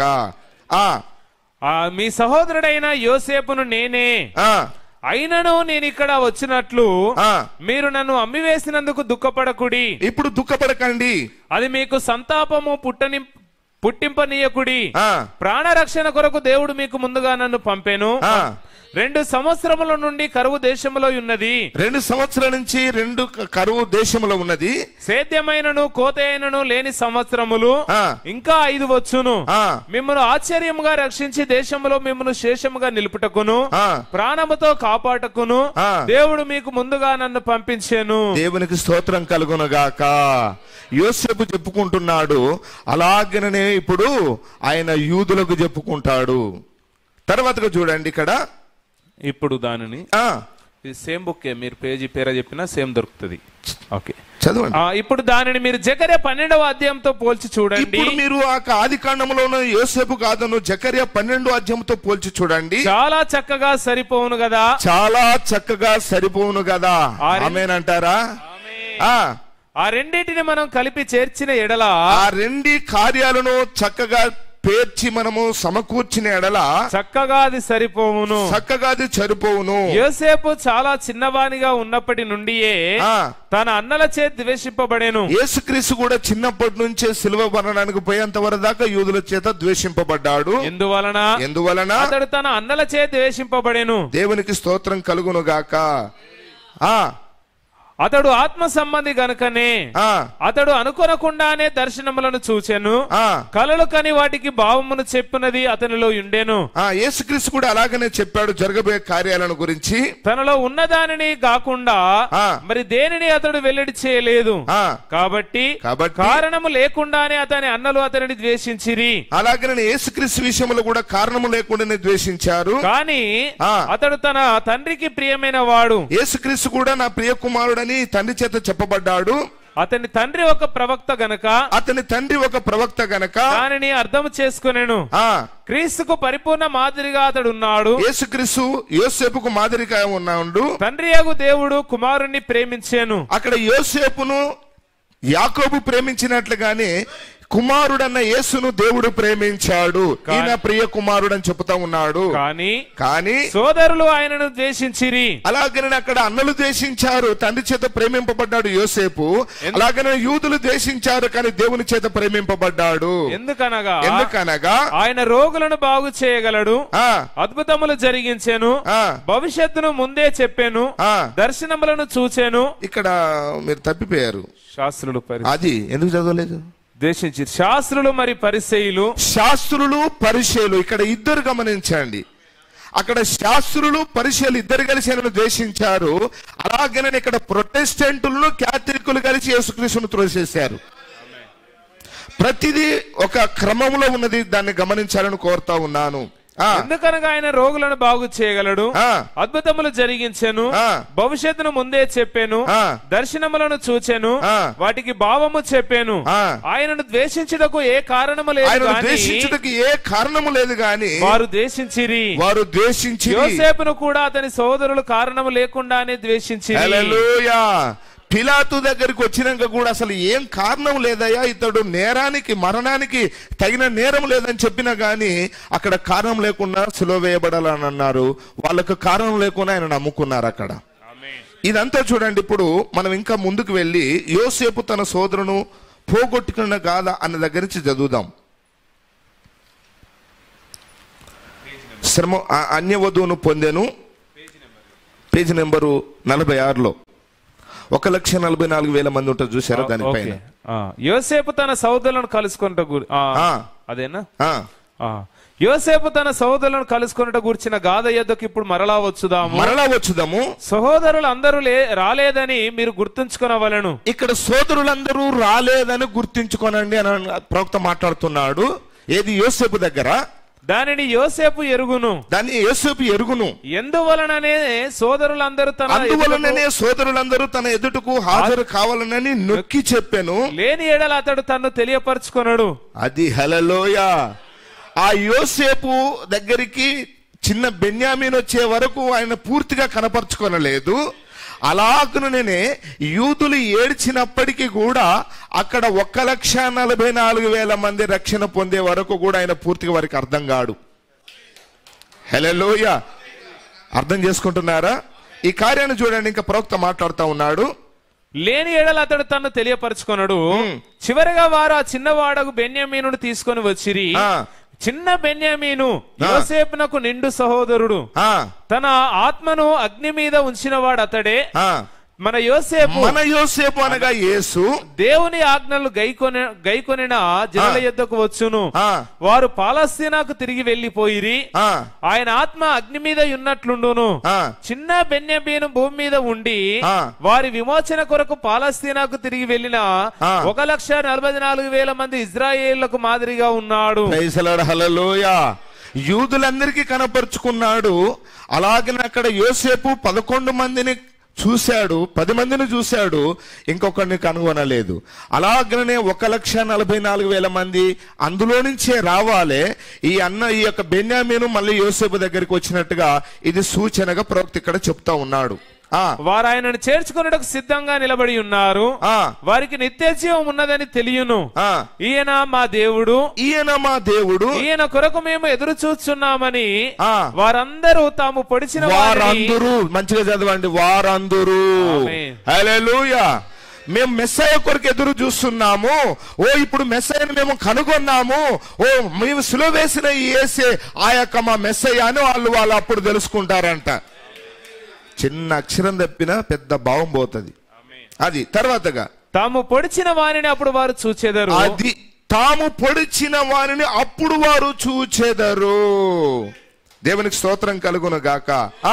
వారు దుఃఖముతో కేకలు వేయుదురు. ఈ గాయములు నీకు ఎవరు చేసిరి? ఇది ఎట్లు జరిగినది? ఎప్పుడు జరిగినది? ఎందుకు జరిగినది అని వారు ఆయనను ప్రశ్నించెదరు. వారు ఏడ్చి ప్రలాపించెదరు. ప్రతి కుటుంబము విడివిడిగా దుఃఖించును. ప్రతి వారును దుఃఖముతో ప్రలాపంతో నిండియుందురు. యేసు తన సోదరులకు తను తాను తెలియజేసుకున్న సమయములో అన్య సంఘము ఎచ్చటుండును. అది ఇప్పుడు ప్రశ్న వేస్తున్నాడు అక్కడ. యోసేపు తన సహోదరులకు బయలుపరుచుకున్నప్పుడు ఆయన భార్య ఎక్కడ ఉన్నది? అలాగనే మన యేసు అన్న యోసేపు ఇప్పుడు యూదులకు బయలుపరుచుకున్నప్పుడు ఆయన భార్య ఎక్కడ ఉంటది? హల్లెలూయా. యోసేపు యొక్క భార్య పెళ్లి కుమార్తె తన 2 కుమారులతో రాజభవనంలో ఉన్న సంగతి గుర్తుంచుకోనండి. ఇప్పుడు గుర్తుంచుకోనండి. అందరూ ఇక్కడ నుండి వెళ్లిపోవలను. వారందరినీ నా ఎదురు నుండి తొలగించుడి అని యోసేపు సెలవిచ్చాను. యోసేపు అక్కడ సెలవిచ్చాడు. యోసేపు యొక్క రాజభవనములో అన్యవధువు దాచబడి ఉండేను. అన్య సంఘము రాకడలో ఎక్కడకు ఎత్తబడును. ఇప్పుడు గమనించండి దీన్ని. అన్య సంఘము అనగా వధువు సంఘము అనగా మనము వర్తమానములో నిజమైన విశ్వాసులు రాకడలో ఎక్కడకు ఎత్తబడుదురు? రాజభవనములోనికి. రాజభవనములోనికి. హల్లెలూయా. అర్థమవుతుందా అండి? రాజభవనములోనికి ఎత్తబడతారా లేకపోతే ఇక్కడ మేఘములోనికి ఎత్తబడతారా? ఏంటిది ఇప్పుడు రాజభవనము? అందరికనే ఉన్నారా? హల్లెలూయా. సన్సెట్ పర్వతమా రాజభవనము? అదేనా మధ్యాకాశము? అదేనా ఆయన రాకడా? అందరికి అర్థమవుతుందా అండి? దేవునికి స్తోత్రం కలుగును గాక. ఎత్తబడుట జరిగితే మేఘములోనికి కాదు మనము పోయేది, మేఘములోనికి ఆయన వచ్చింది కాదు, అది రెండవ రాకడ కాదని గ్రహించండి. హల్లెలూయా. మనము ఖచ్చితంగా మధ్యాకాశంలోనికి పోతాము, మేఘముల మీద కొనిపోబడతాము. ప్రభు ఖచ్చితంగా అక్కడికి వస్తాడు, అది రెండవ రాకడ. ఈ మేఘములో వచ్చింది 1963 కాదు.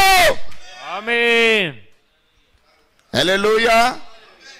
మీ కొరకు చెప్తలే, అబద్ధికులకు గొంతెత్తి చెప్తున్నాను నేను. ఆమేన్. దేవునికి స్తోత్రం కలుగును గాక. చదవండి ఇక్కడ ఇంకా. పెళ్లి కుమార్తె భూమి మీద నుండి కొనిపోబడును. ఎక్కడి నుంచి? భూమి మీద నుంచి కొనిపోబడును. గొప్ప శ్రమల కాలము రాకముందే. గొప్ప శ్రమల కాలము రాకముందే ఆమె కొనిపోబడును. ఆమె కొనిపోబడును. ప్రభువును మధ్యాకాశములో కలుసుకొనును. ప్రభువును మధ్యాకాశములో కలుసుకొనును. 3.5 సంవత్సరముల పాటు. మేఘములో కలుసుకుందామా? 63లో కలుసుకుందామా? హల్లెలూయా. ప్రభు మేఘములో వచ్చిండు, రెండవ రాకడనంటే అక్కడికి వెళ్తామా మనము? వాక్యానికి రాంగుగా ఉందా లేదా? ఇది 100% తప్పు, 1000% తప్పు ఇది. హల్లెలూయా. మేఘము రాకడ కాదు, సంఘం ఎత్తబడలేదు, అది రెండవ రాకడ కాదు, అది గ్రహించండి.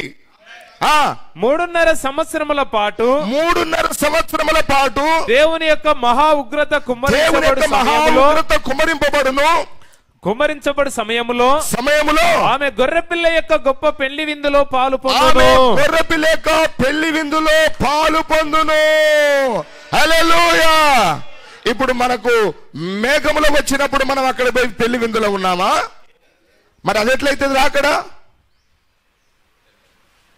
అర్థమైందండి? ప్రవక్త వర్తమానానికి గాని బైబిల్ వాక్యానికి గాని ఇప్పుడు ప్రసంగాలు పోలికగానే లేవు. 1000 కిలోమీటర్ల దూరంలో ఉన్నారు వాళ్ళు. లక్షల కిలోమీటర్లు, మైళ్ళు తప్పిపోయి. హల్లెలూయా. తర్వాత చూడండి. ఆ తర్వాత ఆయన తిరిగి వచ్చును. ఆ తర్వాత ఆయన తిరిగి వచ్చును. దేవునికి స్తోత్రం కలుగును గాక. మేఘం నుంచి వచ్చిండ మరేమన్నా? నా మాట అర్థమైందండి? ఒకవేళ అదే రాకడైతే, అదే ఎత్తబడుటైతే మళ్ళా ఆయన ఏం చేయాలి? తిరిగి రావాలి. మరి మేఘం నుంచి తిరిగి వచ్చిండా? తన తండ్రి ఇంటిలో ఆయన తన పెళ్లి కుమార్తెను విడిచిపెట్టును. తన తండ్రి ఇంటిలో ఆయన తన పెళ్లి కుమార్తెను విడిచిపెట్టును. మేఘంలో విడిచిపెట్టొస్తాడు అన్నాడా? కాదు ఇది. అప్పుడు ఆయన తన సహోదరులకు తన్ను తెలియపరచుకొనును. అంటే ఎత్తబడు తర్వాతగా యూదులకు మరల ఆయన బయలుపరుచుకుంటాడు. ఇదే సమయములో క్రీస్తు విరోధి నిబంధన చేయును. ఇదే సమయములో క్రీస్తు విరోధి నిబంధన చేయును. హల్లెలూయా. దేవునికి స్తోత్రం కలుగును గాక. వింటున్నారా? క్రీస్తు విరోధి ఎవరు? క్రీస్తు విరోధి క్రూర మృగము. ఎవరు క్రూర మృగము? రోము. రోములో ఆ యొక్క పోపు అనే వ్యక్తి ఇప్పుడు యూదులతో నిబంధనను రద్దు చేసుకుంటాడు. తర్వాత రోముతో యూదులు చేసుకున్న ఒప్పందం భంగమగును. అది ఇదే సమయంలో క్రీస్తు విరోధి నిబంధన చేయును. రోముతో యూదులు చేసుకున్న ఒప్పందము భంగమగును. రోము మరియు దాని సహచరులు తమ సైన్యములను పంపి దేవునికి భయపడు వారందరినీ నాశనము చేయగోరును. వారు సైన్య వాక్యమునకు కట్టబడి ఉండు యూదులు వారు ఆ పట్టణమును నాశనము చేయవలనని వచ్చి ఉండగా ఆకాశంలో మనుష్య కుమారుని యొక్క అక్కడ సూచన కనబడును. దేవునికి స్తోత్రం కలుగును గాక. ఆకాశములో మనుష్య కుమారుని యొక్క రాకడ సూచన కనబడును. ఎవరు మనుష్య కుమారుడు? దేవునికి స్తోత్రం. నేను ఒక లేఖనాన్ని చెప్తాను, మరి అది మీకు ఎంతవరకు అర్థమవుతుందో లేదా నాదన్నా తప్పన్నా కావాలి, మీరన్నా అర్థం చేసుకున్నట్లు కొద్దిగా వెనకబడి ఉండాలి. లూకా సువార్త 21:19 అధ్యాయమా, దీన్ని గమనించాలని కోరుతా ఉన్నాను. 21 అధ్యాయంలో 22 నుంచి లేదా 20 నుంచి కూడా మనం కిందికి చదివితే, యెరూషలేము దండ్ల చేత చుట్టబోట మీరు చూచినప్పుడు, యేసుక్రీస్తు యూదులకు చెప్తున్నాడు ఇక్కడ భూమి మీద మొదటి రాకడలో దాని నాశనము సమాప్తమైనదని తెలుసుకొనుడి. అప్పుడు యూదాయాలో ఉండువారు కొండలకు పారిపోవలను, దాని మధ్య నుండి వారు వెలుపలికి పోవలను, పల్లెటూళ్ళలోని వారు దానిలో ప్రవేశింపకూడదు. లేఖనములలో వ్రాయబడినవన్నీ నెరవేరుటకై ఇవి ప్రతిదండన దినములు. ఇవి ప్రతిదండన దినములు. జాగ్రత్తగా గమనించండి. ఆ దినములలో గర్భిణీలకును పాలిచ్చు వారికి శ్రమ, భూమి మీద మిక్కిలి ఇబ్బందియు, ఈ ప్రజల మీద కోపమును వచ్చును. వారు కత్తివాత కూలుదురు, చెరపట్టబడిన వారై సమస్తమైన అన్య జనముల మధ్యకు పోవుదురు. ఇది మొదటి రాకడలో జరిగిపోయింది. అన్య జనముల కాలములు సంపూర్ణమగు వరకు, అన్య జనముల కాలములు సంపూర్ణమగు వరకు, అదే 7 సంఘ కాలములు సంపూర్ణమగు వరకు యెరూషలేము అన్య జనముల చేత తొక్కబడును. ఎన్ని సంవత్సరాలు? 42 నెలలు 11వ అధ్యాయం నెరవేర్పు. హల్లెలూయా. అర్థమవుతుందా? 1260 దినములు 42 నెలలు అది అన్య జనులకు అప్పగింపబడింది. 3.5 సంవత్సరాలు శ్రమల కాలములో అక్కడ చెప్పబడుతున్నది. మరియు సూర్యచంద్ర నక్షత్రములలో సూచనలను భూమి మీద సముద్ర తరంగముల ఘోష వలన కలవరపడిన జనులకు శ్రమయు కలుగును. భూమి మీద జనులకు శ్రమయు కలుగును. ఆకాశమందలి శక్తులు కదిలింపబడును గనుక లోకం మీదికి రాబోచున్న వాటి విషయమై, భూమి మీద యూదులకు కాదు, ఇటు అన్యులకు కాదు, భూమి మీద సమస్తమునకు ఇది శ్రమల కాలము. భూమి మీదికి రాబోచున్న వాటి విషయమై భయము కలిగి మనుషులు ఎదురు చూచుచు ధైర్యము చెడి కూలుదురు. ఇక్కడ 27వ వచనం గమనించండి. ఇది శ్రమల గురించి చెప్తూ, అప్పుడు మనుష్య కుమారుడు ప్రభావముతోను మహామహిమతోను మేఘారూఢుడై వచ్చుట చూతురు. Praise the lord. హల్లెలూయా. అర్థమవుతుందండి? ఇవి సూచనలు. ప్రవక్త మనకేం చెప్పిండనంటే, లోకం మీద ఏం జరగబోతున్నదో తెలుసుకోవాలంటే ప్రపంచానికి ఇజ్రాయేలీలు వాచ్ అని అన్నాడు, గడియారం అని అన్నాడు. అర్థమవుతుందండి? హల్లెలూయా. మనం ఏం కాలంలో ఉన్నామో తెలుసుకోవాలనంటే యూదులను చూడండి, వాళ్ళే ప్రపంచానికి గడియారం అని అన్నాడు. మనం సమయం ఎంతో తెలుసుకోవాలంటే వాచ్ని ఎట్లాగో చూస్తామో, మనం ఏ కాలంలో ఉన్నామో తెలుసుకోవాలంటే యూదులను చూడమని అన్నాడు. అంతేనా? వాళ్లకు ఏం జరిగేది అనేది దేవుడు మనల్ని ఒక సూచనగా చూడమని చెప్తున్నాడు. అంటే మనకు జరిగేది ఒక సూచనగా చూడమని చెప్తున్నాడు. ఇది 27వ వచనంలో, అప్పుడు మనుష్య కుమారుడు ప్రభావంతోను మహామహిమతోను మేఘారుడే వచ్చుట చూతురు. ఇవి జరగని ఆరంభించినప్పుడు, ఎప్పుడైతే ఈ మేఘారుడుగా మనుష్య కుమారుడు వచ్చుట మీరు చూస్తారో, ఇది జరగనారంభించినప్పుడు మీరు ధైర్యం తెచ్చుకొని, ఎవరు? మీరు ధైర్యం తెచ్చుకోమని అంటున్నాడు. ఎవరితో మాట్లాడుతున్నాడు ఇప్పుడు ఇక్కడ? యూదులతో మాట్లాడుతున్నాడు. యేసు ప్రభు అప్పుడు స్వయంగా యూదులతో మాట్లాడుతున్నాడు. ఇవి జరగనారంభించినప్పుడు మీరు ధైర్యము తెచ్చుకొని మీ తలలెత్తుకొనుడి, మీ విడుదల సమీపించుచున్నదనెను. హల్లెలూయా. ఏంటిది వాళ్ళ విడుదల? దేవునికి స్తోత్రములు. వారు ఆచారము అన్న బందీలో ఉన్నారు. వాళ్ళు సాంప్రదాయాలు, కట్టుబట్లు అన్న దాంట్లో వాళ్ళు బందీలుగా ఉన్నారు. అక్కడి నుంచి వారికి విడుదల కావాలి. ఇది ఎప్పుడు జరుగుద్ది వాళ్ళకు? ఈ ఇద్దరు వ్యక్తులు వెళ్ళి వాళ్లకు సువార్తను ప్రకటించినప్పుడు. Praise the lord. హల్లెలూయా. అర్థం చేసుకుంటున్నారా? మనకి ఏ విధంగానైతే ప్రవక్త వచ్చి వర్తమానం చెప్పినప్పుడు మనము సంఘ సిద్ధాంతాలలోని లోక కార్యము నుంచి ఎలాగనైతే మనం బయటకు వచ్చున్నామో అలాగున వాళ్ళు వస్తారు. మోషే ఏ విధంగానైతే ఐగుప్తు యొక్క బానిసత్వం నుంచి విడిపించాడో, యేసుక్రీస్తు ఏ విధంగానైతే పాపము అనే ఆ యొక్క బానిసత్వం నుంచి విడిపించాడో అలాగన వారు కూడా విడుదల కలుగుద్ది. హల్లెలూయా. వాళ్ళకు చెప్పుతున్నాడు, మనుష్య కుమారుడు మేఘారుడైనప్పుడు మీకు విడుదల కలుగుద్ది. హల్లెలూయా. అదే ప్రకటన గ్రంథం 1వ అధ్యాయానికి సూచన. అర్థమవుతుందండి? ఇప్పుడు దీన్ని కొంచెము జాగ్రత్తగా గమనించాలని కోరుతా ఉన్నాను. మనకు సమయం కూడా పెద్దగా లేదు, అయిపోయింది, ఇంకొక 10 నిమిషాలు ఉంది. కానీ మరి చెప్పవలసిన కొన్ని కార్యాలు ఉన్నాయి. ఇక్కడ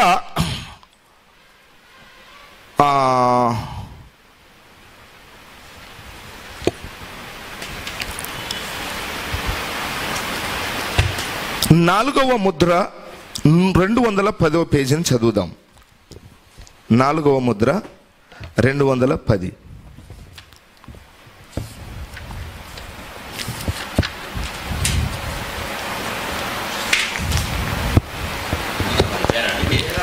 పేర సరే. 4వ ముద్ర 210వ పేర. క్రీస్తు యొక్క మొదటి రాకడ. ఇక్కడ గమనించండి, క్రీస్తు యొక్క మొదటి రాకడ ఒక మర్త్యత. మర్త్యత అమర్త్యత. అంటే మర్త్యత అంటే ఏంటిది? కనబడేది, భౌతికమైనది, దృశ్యమైనది, కనబడేది. అమర్త్యత అంటే కనబడనిది. మర్త్యత అమర్త్యత అర్థమవుతుందండి? ఇక్కడ క్రీస్తు యొక్క మొదటి రాకడ మర్త్యత అనగా కనబడేది. ఆయన 3 మార్లు వచ్చును. ఎన్నిసార్లు వచ్చును? ముద్రలలో చెప్తున్నాడు ఈ మాట. ఆయన అనగా ఎవరు? యేసుక్రీస్తు 3 సార్లు వచ్చును. క్రీస్తు 3లోనున్నాడు. క్రీస్తు 3లో ఉన్నాడు. చూచారా? వాడు ఎట్లు వచ్చుచున్నాడో గమనించుడి. అప్పుడు అపవాదిని గురించి చెప్తున్నాడు. వాడు ఎట్లు వచ్చుచున్నాడో చూడండి. వాడు 4గా వచ్చుచున్నాడు. వాడు 4గా వస్తున్నాడు. అంటే 4 గుర్రాలు అవే. క్రీస్తును గమనించండి. ఇప్పుడు క్రీస్తును గమనించండి. మొదటి రాకడ ఆయన రక్తమును చిందించి, మొదటి రాకడలో ఆయన రక్తమును చిందించి మరణించుటకై శరీరములో వచ్చాను. అది మర్త్యత. రక్తమును చిందించి మరణించుటకై ఆయన శరీరములో వచ్చాను. అది సరియేనా? ఆమేన్ అందామా? ఆమేన్. ఆమేన్ అంటారా? ఆమేన్. హల్లెలూయా. అది ఆయన యొక్క మొదటి రాకడ. అది ఆయన మొదటి రాకడ. రెండవ రాకడ ఎత్తబడుట అయి ఉన్నది. హల్లెలూయా. రెండవ రాకడ అంటేనే ఎత్తబడుట. మేఘం వచ్చేది కాదు రెండవ రాకడ అంటే. మేఘం కాదని గమనించండి ఇప్పుడు. హల్లెలూయా. ఒకవేళ మేఘంలో ప్రభు వస్తే మనం ఎత్తబడాలి. ఎత్తబడ్డ వాళ్ళందరూ ఈయన కనబడతారు. అది ఎత్తబడుట ఎట్లయితుంది? అది రెండవ రాకడ ఎట్లయితుంది? అర్థం చేసుకుంటున్నారా? మొదట్లోనే సంఘకాలంలో ప్రత్యక్షతలు, యేసుక్రీస్తు యొక్క ప్రత్యక్షతల దగ్గరనే చెప్పాడు, ఇది ఎత్తబడుట కాదు, ఇది రెండవ రాకడ కాదు అని చెప్పాడు ఆయన. రెండవ రాకడ ఎత్తబడుట ఉన్నది. ఆయనను ఆకాశంలో మనం కలుసుకునేదాము. ఎత్తబడుట అంటే ఆకాశంలో కలుసుకుందామని అన్నాడా? మేఘంలో కలుసుకుంటామని అన్నాడా? హల్లెలూయా. మేఘంలోనికి ఒక్క విలియం మ్యారియన్ బ్రనాన్ గారు మాత్రమే వెళ్ళిపోయాడు, కానీ వధువంతా పోలేదు. ఇక్కడ ఎంతమంది నమ్ముతున్నారు? నిజమేనా? ఆయనతో ఉన్నవారు కూడా అందులో పోలే, ఒక్క విలియం బ్రనాన్ గారు మాత్రమే పోయిండు మేఘంలోనికి.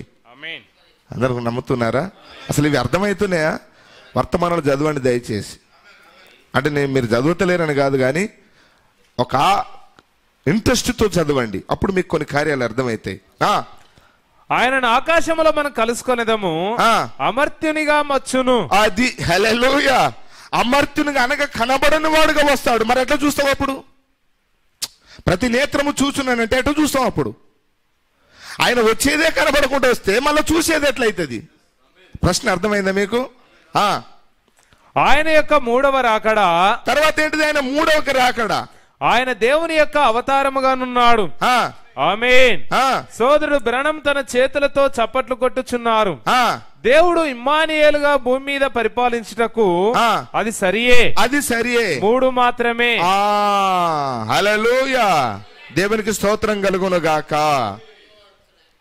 ఆయన మూడోసారి వచ్చును. ఎప్పుడు? 1000 ఏళ్ల పరిపాలన పరిపాలించడానికి, రాజులకు రాజుగాను రాణితో 1000 ఏళ్ల పరిపాలన ఏలడానికి ఆయన వచ్చును. అది 3వ రాకడ. అర్థమవుతుందండి? ఎక్కడి నుంచి?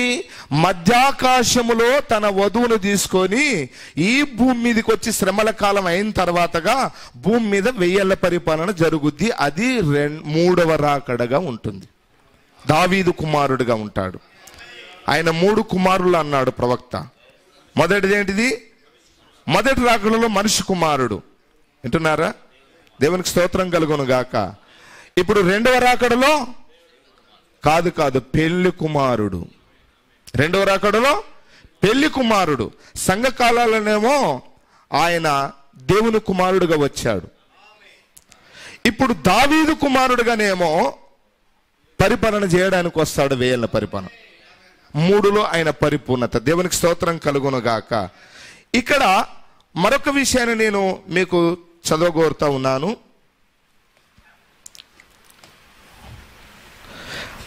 పరలోకపు పెళ్లి కుమారుడు మరియు భూలోకపు యొక్క పెళ్లి కుమార్తె. ఇందులో 54వ పేజీ పేరాలు లేవు, మధ్య నుంచి నేను చదువుతున్నాను.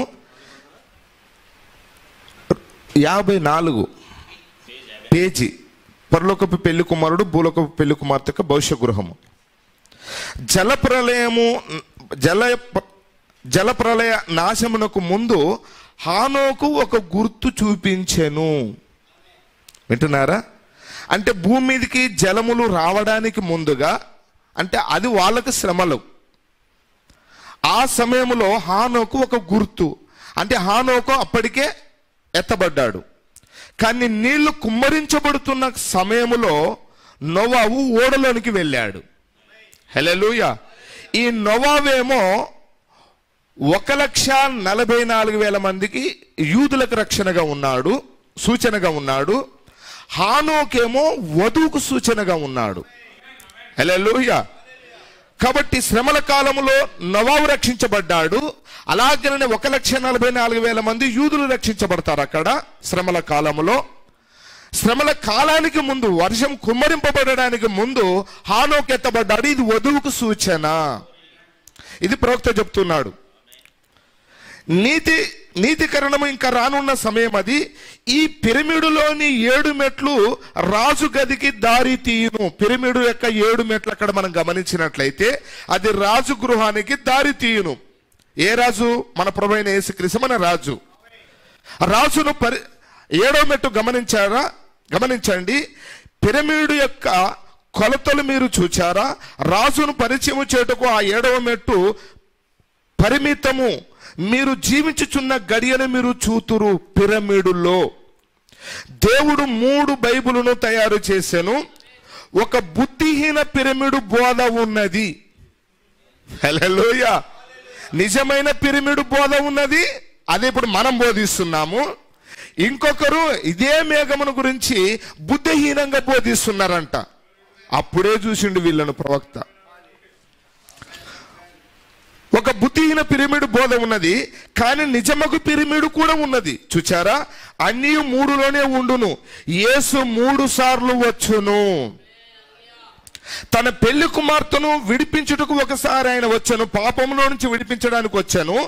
తన పెళ్లి కుమార్తెను కొనిపోవుటకు తర్వాత వచ్చును, ఈ శరీరములో నుండి విడిపించడానికి వస్తాడు. అప్పుడు 2వ రాకడలో అదే ఎత్తబడుట. తన పెళ్లి కుమార్తెతో ఉండుటకు చివరిగా ఆయన వచ్చును, అదే 1000 ఏళ్ల పరిపాలన భూమి మీద రాజుగా పరిపాలించుట. హల్లెలూయా. ఎంత చక్కగా ఉన్నదో ఇప్పుడు చూడండి. ఈ పిరమిడులో 7 మెట్లున్నవి. ఆ తర్వాత రాజు గది ఉండును. మనము 7వ సంఘకాలములో ఉన్నాము. తర్వాత రాజు సింహాసనము వద్దకు వెళుదుము. పిరమిడ్ మీద తలరాయి లేదు. హల్లెలూయా. దేవునికి స్తోత్రం కలుగును గాక. దేవుని ఎదుట దేవుని మొదటి బైబిల్ ఆకాశమందు ఉన్నది. అది రాశి చక్రము. రాశి చక్రములో మొదటిది కన్యక, మొదట ఆయన అలాగని వచ్చెను. రాశి చక్రములో చివరిది సింహము. ఆయన రెండవ రాకడకు ముందున్న కాలములో మనము జీవించుచున్నాము. ఆయన రెండవ రాకడకు ముందున్న కాలములో జీవించుచున్నాము. ఎప్పుడు చెప్పాడు ఇది? 1964 ఆగస్టు నెల 2లో చెప్పిండు. అంటే ముద్రలు విప్పబడి మేఘం వచ్చిపోయిన తర్వాతగా చెప్పిండు ఇది. ఎప్పుడు ఏమన్నాడు? ఆయనకు రాకడకు రెండవ రాకడకు ముందున్న కాలములో జీవించుచున్నాము. హల్లెలూయా, దేవునికి స్తోత్రం కలుగును గాక. ఇక్కడ కొన్ని విషయాలు నేను చదవాలనుకుంటున్నాను.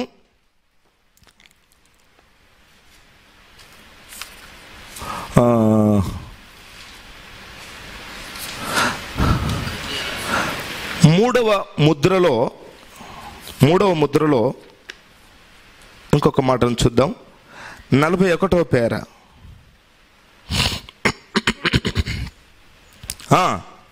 ఇప్పుడు ఆయన సంగమునకు తాను ఏమి చేసనని దానిని చూపించబోచున్నాడు. దేవునికి స్తోత్రం కలుగును గాక.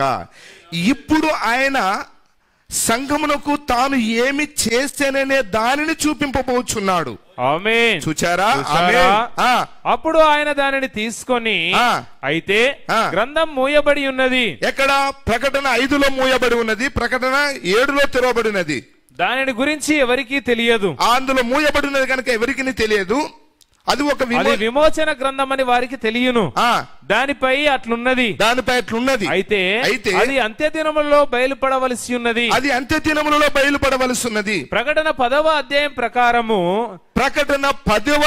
ప్రకారము 7వ దూతకు దానిని గురించిన వర్తమానము ఇవ్వబడును.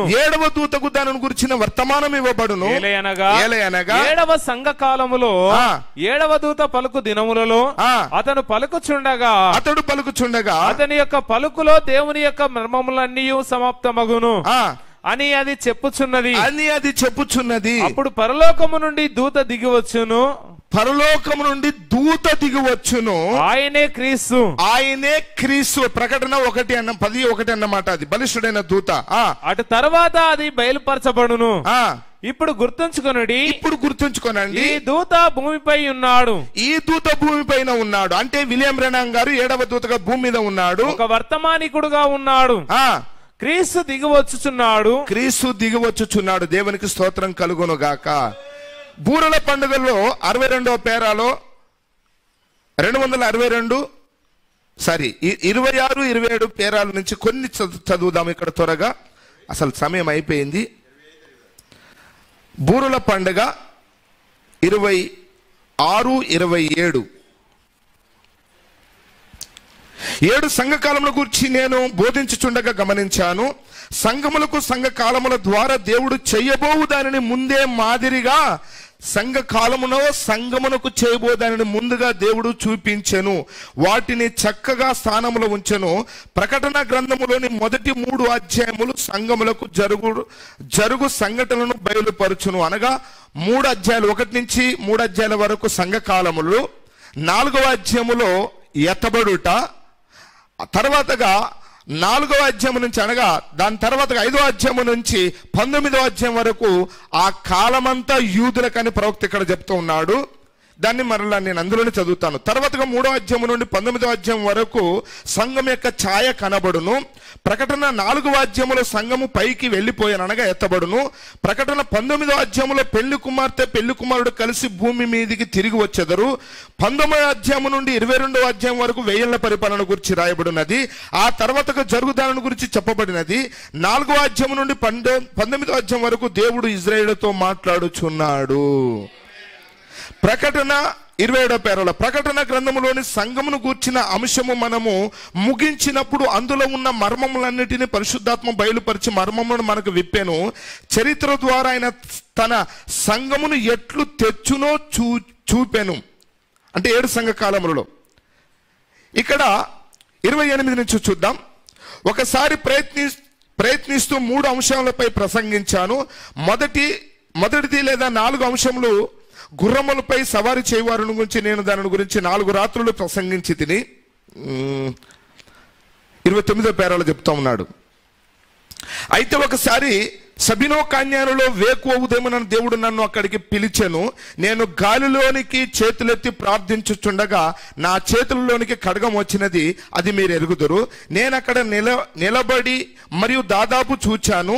ఇప్పుడున్నట్లే నా చెయ్యి సహజంగా ఉన్నది. దాని భావం నాకు తెలియదు. ఎడమ వైపు నుండి నాతో ఒక స్వరం ఇట్లు పలికెను, ఇది రాజు ఖడ్గము. అటు తర్వాత ప్రభుని దూత ఆ తర్వాత దానిని నాకు బయలుపరచను. ఆ చేతిలోనిది దేవుని వాక్యమని చెప్పాను. వింటున్నారా? వెంటనే దానిని తర్వాత ప్రభుని దూతలు ప్రత్యక్షమై 7 బూరను గురించి లేదా 7 ముద్రల గురించి చెప్పాను. మరియు నేను అక్కడకు జెఫర్సన్ వీళ్ళకి తిరిగి వచ్చి మరియు 7 ముద్రల గురించి ప్రసంగించి తిని, మరి అప్పుడు నేను ఎన్నడూ దీనిని ఇంతటి ప్రేరేపణతో చెప్పలేదు. అయితే అది ఆ విధంగా ఉండను. ఎప్పుడైతే ప్రభు దూత మమ్మల్ని సంధించినదో, మమ్మల్ని అంటున్నాడు, గమనించండి. పరిశుద్ధ గ్రంథము ఒక నూతన పరిశుద్ధ గ్రంథమైనది. ముద్రలు విప్పబడిన తర్వాత ప్రవక్త ఏమన్నాడనంటే, ఇది నాకు కొత్త పుస్తకం అయిందని అన్నాడు. ఇప్పుడు 44వ పేరాలో మనం చదువుతున్నాము బూరల్నే. ఇది రాసుకోనండి. తర్వాతగా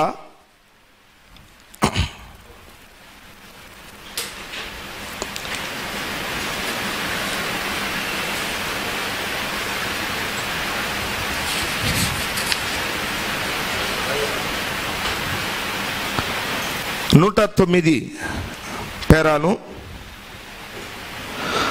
106లో చదువుతున్నాను. ఇప్పుడు దీనిని నేను ఇక్కడ చెప్పుటకు ఇష్టపడుచున్నాను. ఊదబడిన ప్రతి బూరయు 6వ ముద్ర కిందనే ఊదబడినది. వింటున్నారా? అంటే 7వది కూడా 6వ దగ్గరనే ఊదబడిందంట. ఇది కొంచెం గమనించండి. 6వ ముద్రలోనే బూరలన్నీ మ్రోగాను. అంటే 7వది కూడా అందులోనే మోగింది. ఎందుకనగా 7వ ముద్రలో నిశ్శబ్దం ఉండెను. ఎవరికి తెలియదు. క్రీస్తు వచ్చు గడియ లేదా నిమిషం అదే దానిని మనకు బయలుపరిచెను. 110 చూడండి, 9 కూడా మీరు రాసుకోనండి. ఇప్పుడు గమనించండి, వాక్యం యొక్క కొనసాగింపు అక్షరాలు అలాగే ఉన్నది. సంగమునకు 7వ ముద్ర ఎట్లున్నదో, అనగా వధువుకు 7వ ముద్ర ఎట్లున్నదో ఇజ్రాయేలునకు 7వ బూరయు అలాగేనే ఉన్నది. హల్లెలూయా, దేవునికి స్తోత్రం కలుగునుగాక. ఇక్కడ ప్రవక్త ఏం చెప్పాడనంటే, సంఘానికి ఏం చేస్తున్నాడో దానిని వివరిస్తున్నాడు. అంటే అది ఒక సూచనగా ఉన్నదని అన్నాడు. ఎక్కడ? రూపాంతరపు కొండ మీద ఎలాగనైతే ఉన్నాడో అలాగనే అది చెప్పబడిందని ఇక్కడ అంటున్నాడు. యేసుక్రీస్తుని గురించి ఇక్కడ మనం చూస్తే, ఆయన రూపాంతరం కొండ మీదకి వెళ్ళాడు. వెళ్ళేటప్పుడు ఎందరిని తీసుకొని వెళ్ళాడు? హల్లెలూయా, ఎందరిని తీసుకొని వెళ్ళాడు? పేతురు, అలాగనే యాకోబు, అలాగనే యోహాను. ఇక్కడ కొండ కింద 9 మంది నుంచి పోయాడు. వింటున్నారా? దీని తర్వాతగా ఆయన వెళ్ళిన తర్వాత ఇక్కడ ఏం జరుగుతున్నదని అంటే, కొద్దిసేపు ఒక 5 నిమిషాలు పాస్టర్ గారు వచ్చేలోపు ముగిస్తాను. ఈ సమయంలోనే ఇక్కడ ఎవరు వచ్చారంటే, మరి మోషే వచ్చాడు. ఇదే సమయంలో ఇక్కడ ఈ ఏలియా వచ్చాడు రూపాంతర కొండ మీద. అంతేనండి? దేవునికి స్తోత్రములు. ఇది మనకు ప్రవక్త ఏమన్నాడనంటే, రూపాంతరం కొండ మీద ఏదైతే ఉన్నదో అదే మీకు మాదిరిగా చూపించున్నాడు. సంఘానికి ఏం చేయబోతున్నాడో దానిని రూపాంతరం కొండ మీద చూపించాడని అంటున్నాడు. హల్లెలూయా. దీన్ని తర్వాతగా మరొక కార్యాన్ని గనక గమనిస్తే,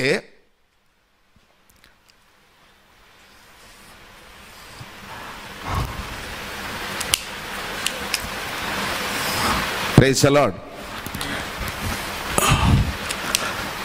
ఇక్కడ నేను కొంచెం మారుస్తున్నాను.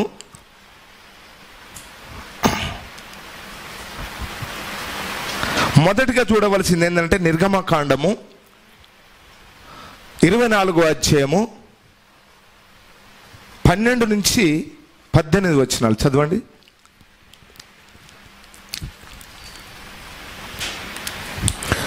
అప్పుడు యెహోవా మోషేతో ఇట్లనెను, నీవు కొండ ఎక్కి నా యొద్దకు వచ్చి అచ్చట ఉండుము. నీవు వారికి బోధించినట్లు అనగా ఇశ్రాయేలుకు బోధించినట్లు నేను వ్రాసిన ఆజ్ఞలను ధర్మశాస్త్రమును రాతి పలకలను నీకు ఇచ్చేదనగా. వింటున్నారా? అందరు విన్నారా? అంటే ఆమేననరా అండి? హల్లెలూయా. మోషేతో దేవుడు చెప్తున్నాడు, రాతి పలకలను నీకు ఇచ్చేదను అనగా దాని మీద దేవుని వాక్యం ఉన్నది. అంతేనా? నిర్గమకాండము 24:12 నుంచి 18 వచనాలు. అయితే అన్ని కాకుండా కొంత మాత్రం ఇక్కడ చదువుతున్నాము. ఇక్కడ మోషే ఎక్కడికి వెళ్ళాడు? సినాయి కొండ మీదకి వెళ్ళాడు. అందరికి అర్థమవుతుందండి? హల్లెలూయా. మోషేను దేవుడు ఇక్కడికి పంపిస్తా ఉన్నాడు, రమ్మన్నాడు. ఈ సమయంలో కూడా ఎవరు వెళ్ళారంటే ఇక్కడ మరి ముగ్గురు వెళ్ళారు. ఎవరు వాళ్ళు? అహరోను వెళ్ళాడు, తర్వాతగా అభినాబో అనే చదువు. అప్పుడు ఓకే 13 మోషేయు అతని పరిచారకుడైన యోషువాయు మోషే దేవుని కొండ మీదకి ఎక్కాను. అతడు పెద్దలను చూచి, ఇక్కడ 70 మంది పెద్దలు ఉన్నారు, పెద్దలను చూచి మేము మీ యొద్దకు వచ్చే వరకు ఇక్కడనే ఉండుడి. ఇక్కడ మీరు జాగ్రత్తగా గమనించండి. హల్లెలూయా. నేను మీ యొద్దకు వచ్చే వరకు మీరు ఇక్కడనే ఉండండి. పెద్దలను 70 మంది పెద్దలను తీసుకొని వెళ్ళాడు, గాని వాళ్ళతో అందరు కొందరిని తీసుకొని పోతున్నాడు ఇక్కడ. ఆమేన్. ఇదిగో అహరోనును హూరును మీతో ఉన్నారు. సరే, ఇక్కడ వీళ్ళిద్దరిని ఇక్కడ వదిలిపెట్టాడు. ఆమేన్. ఎన్నికైనను వాద్యం ఉన్న ఎడల, ఎవరికైనా ఎడల వారి యొద్దకు వెళ్ళవచ్చునని వారితో చెప్పాను. మోషే కొండ మీదకి ఎక్కినప్పుడు ఆ మేఘము కొండను కమ్మెను. Praise the lord. హల్లెలూయా. మేఘం ఏమైంది? ఇక్కడ కొండను కమ్మింది. అర్థం చేసుకుంటున్నారా? ఆమేన్. 18 వచనం చదవండి. అప్పుడు మోషే ఆ మేఘములో ప్రవేశించి కొండ మీదకి ఎక్కాను. మోషే ఆ కొండ మీద రేయింబవళ్ళు 40 దినములుండెను. దేవునికి స్తోత్రం కలుగును గాక. ఇక్కడనే ధర్మశాస్త్రం యొక్క కట్టడాలు, ఆజ్ఞలు వస్తున్నాయి. దీని తర్వాతగా మనం గమనిస్తే ఈ ముగ్గురు పేర్లు ఉంటాయి అక్కడ చూడు. ఈ లోపు మరొక కార్యం ఏంటంటే ఇక్కడ యేసుక్రీస్తు రూపాంతరం కొండ మీదకి వెళ్ళాడు. ఆమేన్. ఈయన యేసుక్రీస్తు. అలాగనే ఇక్కడ ఎవరు వచ్చారనంటే ఏలియా వచ్చాడు, ఇక్కడ మోషే వచ్చాడు. Praise the lord. హల్లెలూయా. గమనించండి, యేసుక్రీస్తు కూడా ఇప్పుడు ఈ కొండ రూపాంతరం కొండ మీదకి వెళ్ళాడు. వెళ్ళిన తర్వాత ఇక్కడ కూడా ఏమొచ్చింది? మేఘము ఆయనను ఆవరించింది. దేవునికి స్తోత్రం కలుగును గాక. అర్థమవుతుందా అండి? Praise the lord. హల్లెలూయా. తర్వాతగా మనం గమనిస్తే మూడవ కార్యమే అసలు ప్రాముఖ్యమైనది. ఇక్కడికి ఎవరు వెళ్ళారనంటే ఇది ఏంటిది? సన్సెట్ పర్వతము. మరి సబీనా కాన్యాన్లో జరిగిన కార్యం ఇది. ఇక్కడికి విలియం బ్రనాం గారిని దేవుడు రమ్మని చెప్పాడు. ఇక్కడికి వెళ్ళినప్పుడు ఇక్కడేమొచ్చింది? 1963లో మరలా మేఘం వచ్చింది. హల్లెలూయా. ఇప్పుడు ఇదంతా చదవడానికి నాకు సమయం లేదు. ముద్రలు చదవాలి, ఖాళీలో నిల్చుని చదవాలి, మరి అయ్యలారా ఇదైనా సమయం చదవాలి, బూరల పండుగ చదవాలి. ఇదంతా చెప్పాలంటే మళ్ళీ గంట టైం అవుతుంది. Praise the lord. అయితే ఇదే సమయంలో ఇక్కడ కూడా ముగ్గురున్నారు. హల్లెలూయా. దేవునికి స్తోత్రం కలుగును గాక. గమనించండి, రాయ్ రాబర్ట్సన్, సాద్మాన్, ఆ విధంగా ఆ యొక్క సహోదరులు ముగ్గురు వెళ్ళారు. అర్థమైందండి? ఇక్కడ విలియం బ్రెనాం గారు మేఘంలోనికి వెళ్ళాడు, ఇక్కడ యేసుక్రీస్తు మేఘంలోనికి వెళ్ళాడు, ఇక్కడ మోషే మేఘంలోనికి వెళ్ళాడు. 9వ వచనంలో ఈ యొక్క విలియం బ్రెనాం గారు ఈ సన్సెట్ పర్వతం మీదకి లేదా ఆ యొక్క సూర్యాస్తమయ పర్వతం మీదకి వెళ్ళినప్పుడు ఆయన ఏమంటున్నాడు? అక్కడికి పోయినప్పుడు, ప్రభువా ఇది నా మరణం అయితే చెప్పుము, నేను ఎవరికి చెప్పను, నేను ఎందుకు ఇక్కడికి నన్ను రమ్మన్నావు అని ఆ మరణాన్ని గురించి మాట్లాడుతున్నాడు. ఎందుకొరకు ప్రవక్త అన్నాడు తెలుసా? మోషేను కూడా కొండ మీదకి వెళ్ళి అక్కడ ఇక నువ్వు ఐగుప్తు దేశాన్ని చూడమని అన్నాడు, కనాను దేశాన్ని చూడమని అన్నాడే కానీ అందులోనికి పంపించలేదు. మోషే కొండ మీద చనిపోయాడు. మోషే అహరోను నాదాబు అబీహు. అది ఇక్కడ మోషే నాదాబు, మోషే అహరోను నాదాబు అబీహు. అబీహు నాదాబు మోషే అహరోను. ఇక్కడ మోషేతో ముగ్గురు వెళ్ళారు.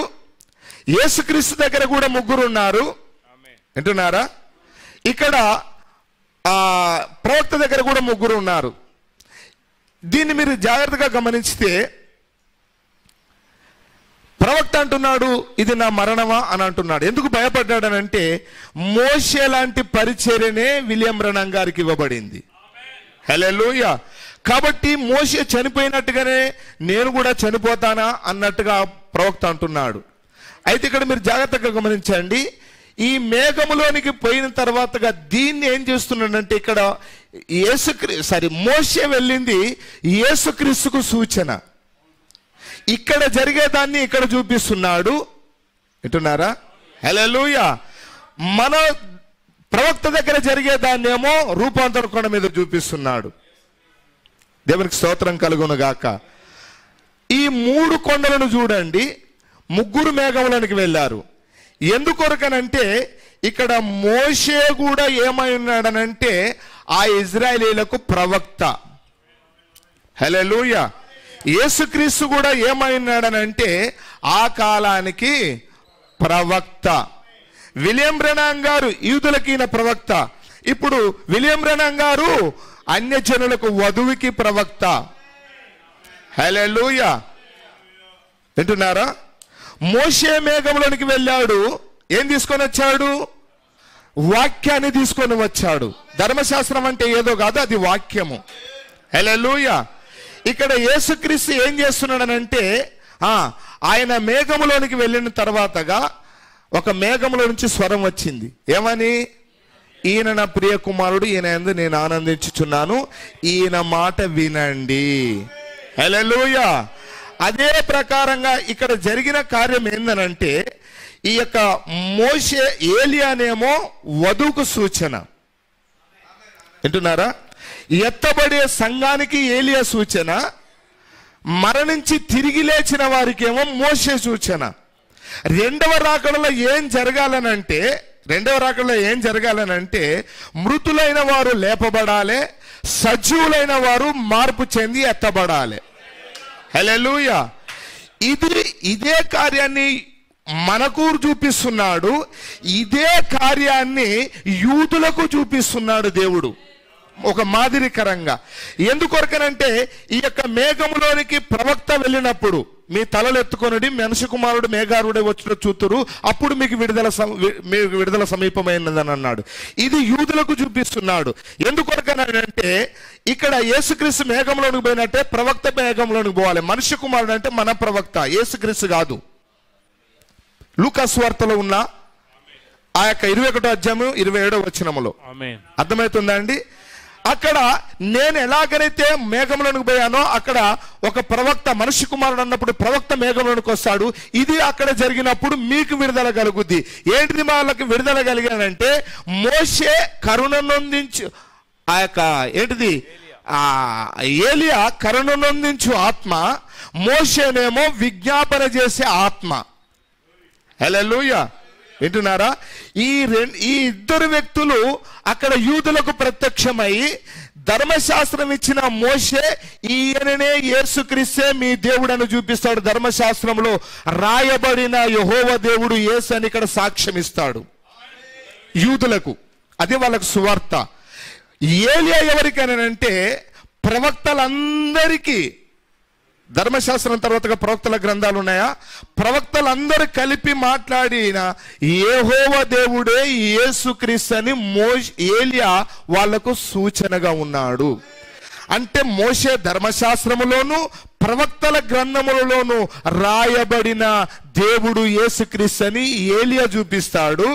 ధర్మశాస్త్రం ఇచ్చిన మోషే చెప్పిన యెహోవా దేవుడు యేసుక్రీస్తు అని వీళ్ళిద్దరు సాక్ష్యము, ఇద్దరు సాక్ష్యము వాళ్ళకు చెల్లుద్ది. వాళ్ళకు ప్రవక్తలు అక్కడ చెప్పాలి. దేవునికి స్తోత్రం కలుగును గాక. ఈ సమయంలో విలియం బ్రెనాన్ గారు ఆ యొక్క యూదుల దగ్గరికి వెళతానని వెళ్ళాడు. అయితే అక్కడ గమనించండి, వద్దని చెప్పాడు. అప్పుడు ప్రవక్త కైరోలో ఉన్నాడు, ఐగుప్తులో. వింటున్నారా? అప్పుడు వెళ్ళొద్దని అన్నాడు. ఆ తర్వాతగా ఇక్కడ మేఘములోనికి వెళ్ళి యేసు ప్రవక్త ఏం తీసుకొని వస్తున్నాడనంటే 7 ముద్రల యొక్క వాక్యపు బయలుపాటును తీసుకొని వస్తున్నాడు. హల్లెలూయా. దీన్ని మీరు గమనించండి. మరి కొన్ని విషయాలు చెప్పాలంటే టైం లేక మరి నేను తొందరగా ముగించాలనుకుంటున్నాను, చెప్పడానికి సమయం సరిపోవట్లేదు. దేవునికి స్తోత్రములు. దీన్ని ఒక్క దగ్గర మాత్రం చదివి ముగిస్తాను. మరి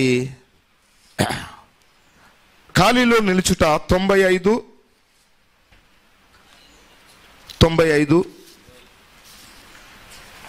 పేర నుంచి చదువుతున్నాను, ముగిస్తున్నాను. 95, 96, 97.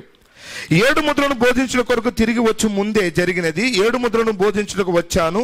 ఒక ఉదయమున అతడు బిల్లిని పట్టుకొనెను. అతడు నాతో మాట్లాడగొరను. నేను చాలా పనులు ఉన్నాను, 7 ముద్రల కొరకు ప్రార్థించుచున్నాను. అప్పుడు మరలా ఈ విధంగా తిరిగి జరిగినదని అతడు చెప్పాను. రాయి సోదరుడా, నేను తప్పు చెప్పిన ఎడల నన్ను సరిదిద్దుము. అతడు మరలా ఉదయమున మేల్కొన్నట్లుగా చెప్పాను. అక్కడ పెందల కాడ నేను లేచాను. గదిలోనికి అతడు తొంగి చూచాను. ఈ పెద్ద వెలుగు కనబడను, లేదా ఒక కొండ మీద మేఘము కనబడినది. కొండ మీద మేఘము దేనికి సాదృశ్యము అని కొంతకాలం క్రితం అతడు నన్ను అడిగాను. బైబిల్లో ఉన్నది అని అన్నాను. రాయి సోదరుడు ఆ దర్శనాన్ని చూసి కొండ మీద మేఘం వచ్చిందని చెప్పబడింది కదా, ఇది దేనికి సూచన అంటే ప్రవక్త ఏమన్నాడు? అది బైబిల్లో ఉన్నదని అన్నాడు. దేన్ని చూపిస్తున్నాడు? రూపాంతరం కొండ మీద వచ్చింది. అక్కడ మోషే కొండ మీదకి వచ్చింది, బైబిల్లో ఉన్నది చూపిస్తున్నాడు. నాకు కూడా అదే జరగబోతుందని చెప్తున్నాడు. పేతురు, యాకోబు, యోహానులు పైకి వెళ్ళిరి. ప్రభు అయిన యేసును మేఘమును కమ్ముకొనెను. ఈయన నా ప్రియకుమారుడని దేవుడు పలికెను. కొద్ది కాలం క్రిందట దాని మీద నేను ప్రసంగించాను. అంటే ఈయన మాట వినుడని వర్తమానము. చిన్న వర్తమానము సోదరుల యొద్ద టేపు ఉన్నది. ఆయన మాట వినుడని వర్తమానమును గ్రహించండి. మీరు ఆ టేపును తప్పక సంపాదించుకోనండి. అతడు కొండ మీదకి ఎక్కినట్లుగానే చెప్పాను. అక్కడ నేను కూడా ఉంటిని. ఈ రాయి సోదరుడు ఆ దర్శనాన్ని చూశాడు. ఆ కొండ మీదకి వెక్కినట్టుగా ఆయన చెప్పినట్టుగానే నేను ఆ కొండ మీదకి వెక్కానని అంటున్నాడు. నిలబడి ఉన్నాను, మేఘములో నుండి ఒక స్వరము వచ్చినది. నిజమేనా రాయి సోదరుడా? ఈ ప్రకారంగా అది చెప్పాను. ఇతడు నా దాసుడు, ఈ కాలమునకు ప్రవక్తగా ఉండుటకు ఇతను నేను పిలిచాను. మోషే వలె జనులను నడిపించును. హల్లెలూయా. అతనికి అధికారం ఇవ్వబడినది. అతడు పలకగా సృష్టి వచ్చును. మోషే పలకగా ఈగలు వచ్చినట్లుగానే ఉడతలు మొదలగునవి వాటిని గూర్చి మనం ఎరుగుదము. ఇటివి ముందే జరిగినవి. చిన్న హట్టి రైటు వెనకాల ఉన్నది. ఆమె ఇంటి వద్ద ఏమి జరిగినదో మీకు తెలుసుకొని కోరుచున్నాను. మోషే చేసిన రీతిగానే నేను చేసి తినని ఆయన చెప్పాను. హల్లెలూయా. హట్టి రైట్ గురించి ఇక్కడ ప్రవక్త మళ్ళీ మాట్లాడుతున్నాడు. చూడండి అక్కడ ఏం జరిగిందనంటే, మళ్ళీ విలియం బ్రెనాన్ గారి సేవ అనేది, పరిచర్య అనేది మోషే లాంటిదే కాదు, కానీ మన ప్రవక్త యేసుక్రీస్తు లాంటిది కూడా. హల్లెలూయా. యేసుక్రీస్తు కాలంలో ఒక స్త్రీ వచ్చింది. 2 కుమారులను పట్టుకొని వచ్చి, అయ్యా నీ రాజ్యములో రక్షణ పొందడానికి నా కుమారుడు ఒకడు కుడి వైపున ఒకడు ఎడమ వైపున అడిగింది. మన ప్రవక్త కాలంలో హట్టి రైట్ సహోదరి కూడా తన 2 కుమారుల కొరకు అలాగనే అడిగింది. దేవునికి స్తోత్రం కలుగును గాక. హల్లెలూయా. ఇవన్నీ సాదృశ్య రూపాలు గమనించండి. ఇక్కడ ఆయన మేఘములో నుండి మాట్లాడిన కార్యము మరి మన ప్రవక్త మాలాకి 4-5 అధ్యాయములో మీరు దాన్ని చదివినట్లయితే 2 నుంచి ఆఖరిగా మీరు చదవండి. ప్రకటన మాలాకి గ్రంథము 4వ అధ్యాయము 1, 2, 3 నుంచి. సమయం చాలా అయింది, దయచేసి. మాలాకి 4వ అధ్యాయం అయితే నా నామందు భయభక్తులు గల వారగు మీకు నీతి సూర్యుడు ఉదయించును. అతని రెక్కలు ఆరోగ్యము కలగజేయును గనుక మీరు బయలుదేరి కొవ్విన దూడలు గంతులు వేయినట్లు గంతులు వేయుదురు. నేను నియమింపబోవు దినమున దుర్మార్గులు మీ పాదముల కింద ధూళివలి ఉందురు. మీరు వారిని అనగదొక్కుదురని సైన్యములకు అధిపతియగు యెహోవా సెలవిస్తున్నాడు. నేను నియమింపబోవు దినమునంటే ఒకటి, అది 1000 పరిపాలన, ఒక రోజుకు సూచన 1000 సంవత్సరాలు. 1000 పరిపాలనకు ముందు చెప్తున్నాడు, దుర్మార్గులు మీ కాళ్ళ కింద ధూళి వలె ఉందురు. మీరు వారిని అనగదొక్కుదురని సైన్యములకు అధిపతియగు యెహోవా సెలవిచ్చుచున్నాడు. హోరేబు కొండ మీద ఇజ్రాయేల్ అందరి కొరకై నేను నా సేవకుడైన మోషేకు ఆజ్ఞాపించిన ధర్మశాస్త్రములను కట్టడాలను విధులను జ్ఞాపకము చేసుకొనండి. యెహోవా నియమించిన భయంకరమైన మహాదినం రాకమునుపు. హల్లెలూయా. యెహోవా నియమించిన భయంకరమైన ఆ మహాదినము నాశనం అనేది రాకమునుపు ప్రవక్తయగు ఏలియాను మీ వద్దకు పంపుదును. ఎవరి దగ్గరికి పంపుతానంటున్నాడు? వధువు దగ్గరికి పంపుతానంటున్నాడు. అక్కడ ధర్మశాస్త్రాన్ని ఇచ్చి ఇజ్రాయేల్ దగ్గరికి పంపుతా ఉన్నాడు. వింటున్నారా? హల్లెలూయా. అలాగనే రక్షణ అనే దాన్ని ఇచ్చి యూదుల దగ్గరికి పంపాడు ప్రవక్తను యేసుక్రీస్తుగా. ఇప్పుడు 7 ముద్రల బయలుపాటును అనే వాక్యాన్ని తీసుకొని వచ్చి వధువు దగ్గరికి పంపుతానంటున్నాడు. హల్లెలూయా. అదే మాలాకి యొక్క అర్థము. ఆ రూప సన్సెట్ పర్వతం మీద మన ప్రవక్తకు జరిగింది. అదే దేవునికి స్తోత్రం కలుగును గాక. అక్కడికి ఎవరు వచ్చారు? ఆయన వాక్య రూపములో వచ్చి బయలుపాటును మనకి ఇవ్వడానికి వచ్చాడు. ఆ పుస్తకాన్ని తీసుకొని వచ్చి ఎవరికి ఇచ్చాడు అంటే విలియం బ్రనమ్ గారికి ఇచ్చాడు. ధర్మశాస్త్ర పలకలు తీసుకొని వచ్చి ఎవరికి ఇచ్చాడు? మోషేకి ఇచ్చాడు. మోషే అక్కడ ప్రవక్త. రక్షణ అనే ఆ యొక్క కృపా వర్తమానాన్ని తీసుకొని లేదా కొత్త నిబంధనను తీసుకొని వచ్చి యేసుక్రీస్తుకి ఇచ్చాడు. అది రూపాంతరపు కొండ. ఆ యొక్క దాన్ని ఏమంటారంటే మన గోల్గోతా కొండ మీద. వింటున్నారా? యేసుక్రీస్తు మన కొరకు ఏం చేయబోతున్నాడో ఈ 2 కార్యాలు, మోషే కాలములో ఆ కొండ మీదకి వెళ్ళేది, సన్సెట్ పర్వతం ఆ ప్రవక్త విలియం బ్రనమ్ గారు కొండ మీదకి వెళ్ళేది, ఆ 2 కార్యాలు అక్కడ రూపాంతర కొండ మీదనే చూపిస్తూ ఉన్నాడు. ఇది మన ప్రవక్త అన్నాడు. సంఘానికి ఆయన ఏం చేయబోతున్నాడో, అక్కడ యూదులకు ఏం చేయబోతున్నాడో, ఇక్కడ వధువుకి ఏం చేయబోతున్నాడో, ఈ 2 కార్యాలను రూపాంతర కొండ మీద ఇద్దరికి చూపిస్తున్నాడు. మీకు అర్థమైతే అర్థం కావచ్చు, లేకపోతే దాన్ని వదిలేయండి, ప్రార్థన చేయండి. మరి బైబిల్ వర్తమానాన్ని మీరు చదవాలని కోరుతా ఉన్నాను. దేవునికి స్తోత్రం కలుగును గాక.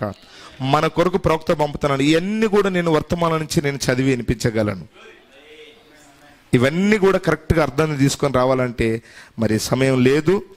కాబట్టి దయచేసి మేఘములో వచ్చింది కేవలము ప్రవక్త దగ్గరికి మాత్రమే ఆ బయలుపాటు వచ్చింది, కానీ బయలుపాటు మరల తిరిగి మన దగ్గరికి రావాలి. హల్లెలూయా. ఒక చిన్న ఎగ్జాంపుల్ చెప్పి ముగిస్తున్నాను. 6వ ముద్రలోనే బూరలన్నీ ముద్రలన్నీ విప్పబడ్డాయి అని అన్నాడు ప్రవక్త. ఓకేనా? అక్కడ యెహోషువ కాలంలో కనుక మీరు గమనిస్తే రోజుకొకసారి ఎరుకో చుట్టూ తిరగాలని అన్నాడు. 7వ రోజు మాత్రము అంటున్నారా 7 సార్లు తిరగాలని అన్నాడు. అప్పుడే అవి కూలినాయి. అదే ప్రకారంగా 6 ముద్రలు 6 రోజులు విప్పబడ్డాయి. 7వ ముద్రలు 6 ఒకేసారి ఊదబడ్డాయి. హల్లెలూయా. అంటే దాని అర్థం ఏంటంటే ప్రవక్త అంటున్నాడు, 6 విడిచిపెట్టిన ఆ మర్మములన్నిటినీ ఈయన ఒక్కడే బోధించాడు. అవి 7 ఉరుములు. హల్లెలూయా. 7 ఉరుముల యొక్క బయలుపాటు అది. 7వ ముద్రలోనే 6 ఉరుములు కలిసి ఉరిమినాయి. Praise the lord. హల్లెలూయా. ఇక్కడ ఇంకొక మాటను గమనించండి. యోహాను 1వ అధ్యాయములో ఆ ఎఫెసు నుంచి ఒక 7 సంఘకాలలో చూస్తున్నాడు ఎఫెసు స్మరణాన్ని. ఇది చూసినప్పుడు రాయమని అన్నాడు. వింటున్నారా? ఇది రాయమని అన్నాడు. అదే ప్రకటన అధ్యాయము 10వ అధ్యాయములో 4వ వచనానికి వచ్చేసరికి ఆ 7 ఉరుములు పలికిన సంగతులకు ముద్ర వేయమన్నాడు రాయబోయినప్పుడు. అక్కడనేమో వాటిని చూసి రాయమన్నాడు, ఇక్కడనేమో 7 ముద్ర వేయమన్నాడు. ఎందుకొరకు? దేవునికి స్తోత్రం కలుగును గాక. అంటే యోహాను వచ్చి ఆ 7 ఉరుముల గురించి చెప్పేటందుకు లేదు ఆయనకు. అది ఎవరు చెప్పాలని అంటే విలియం మ్యారన్ మాత్రమే చెప్పాలి 7వ దూతగా. హల్లెలూయా.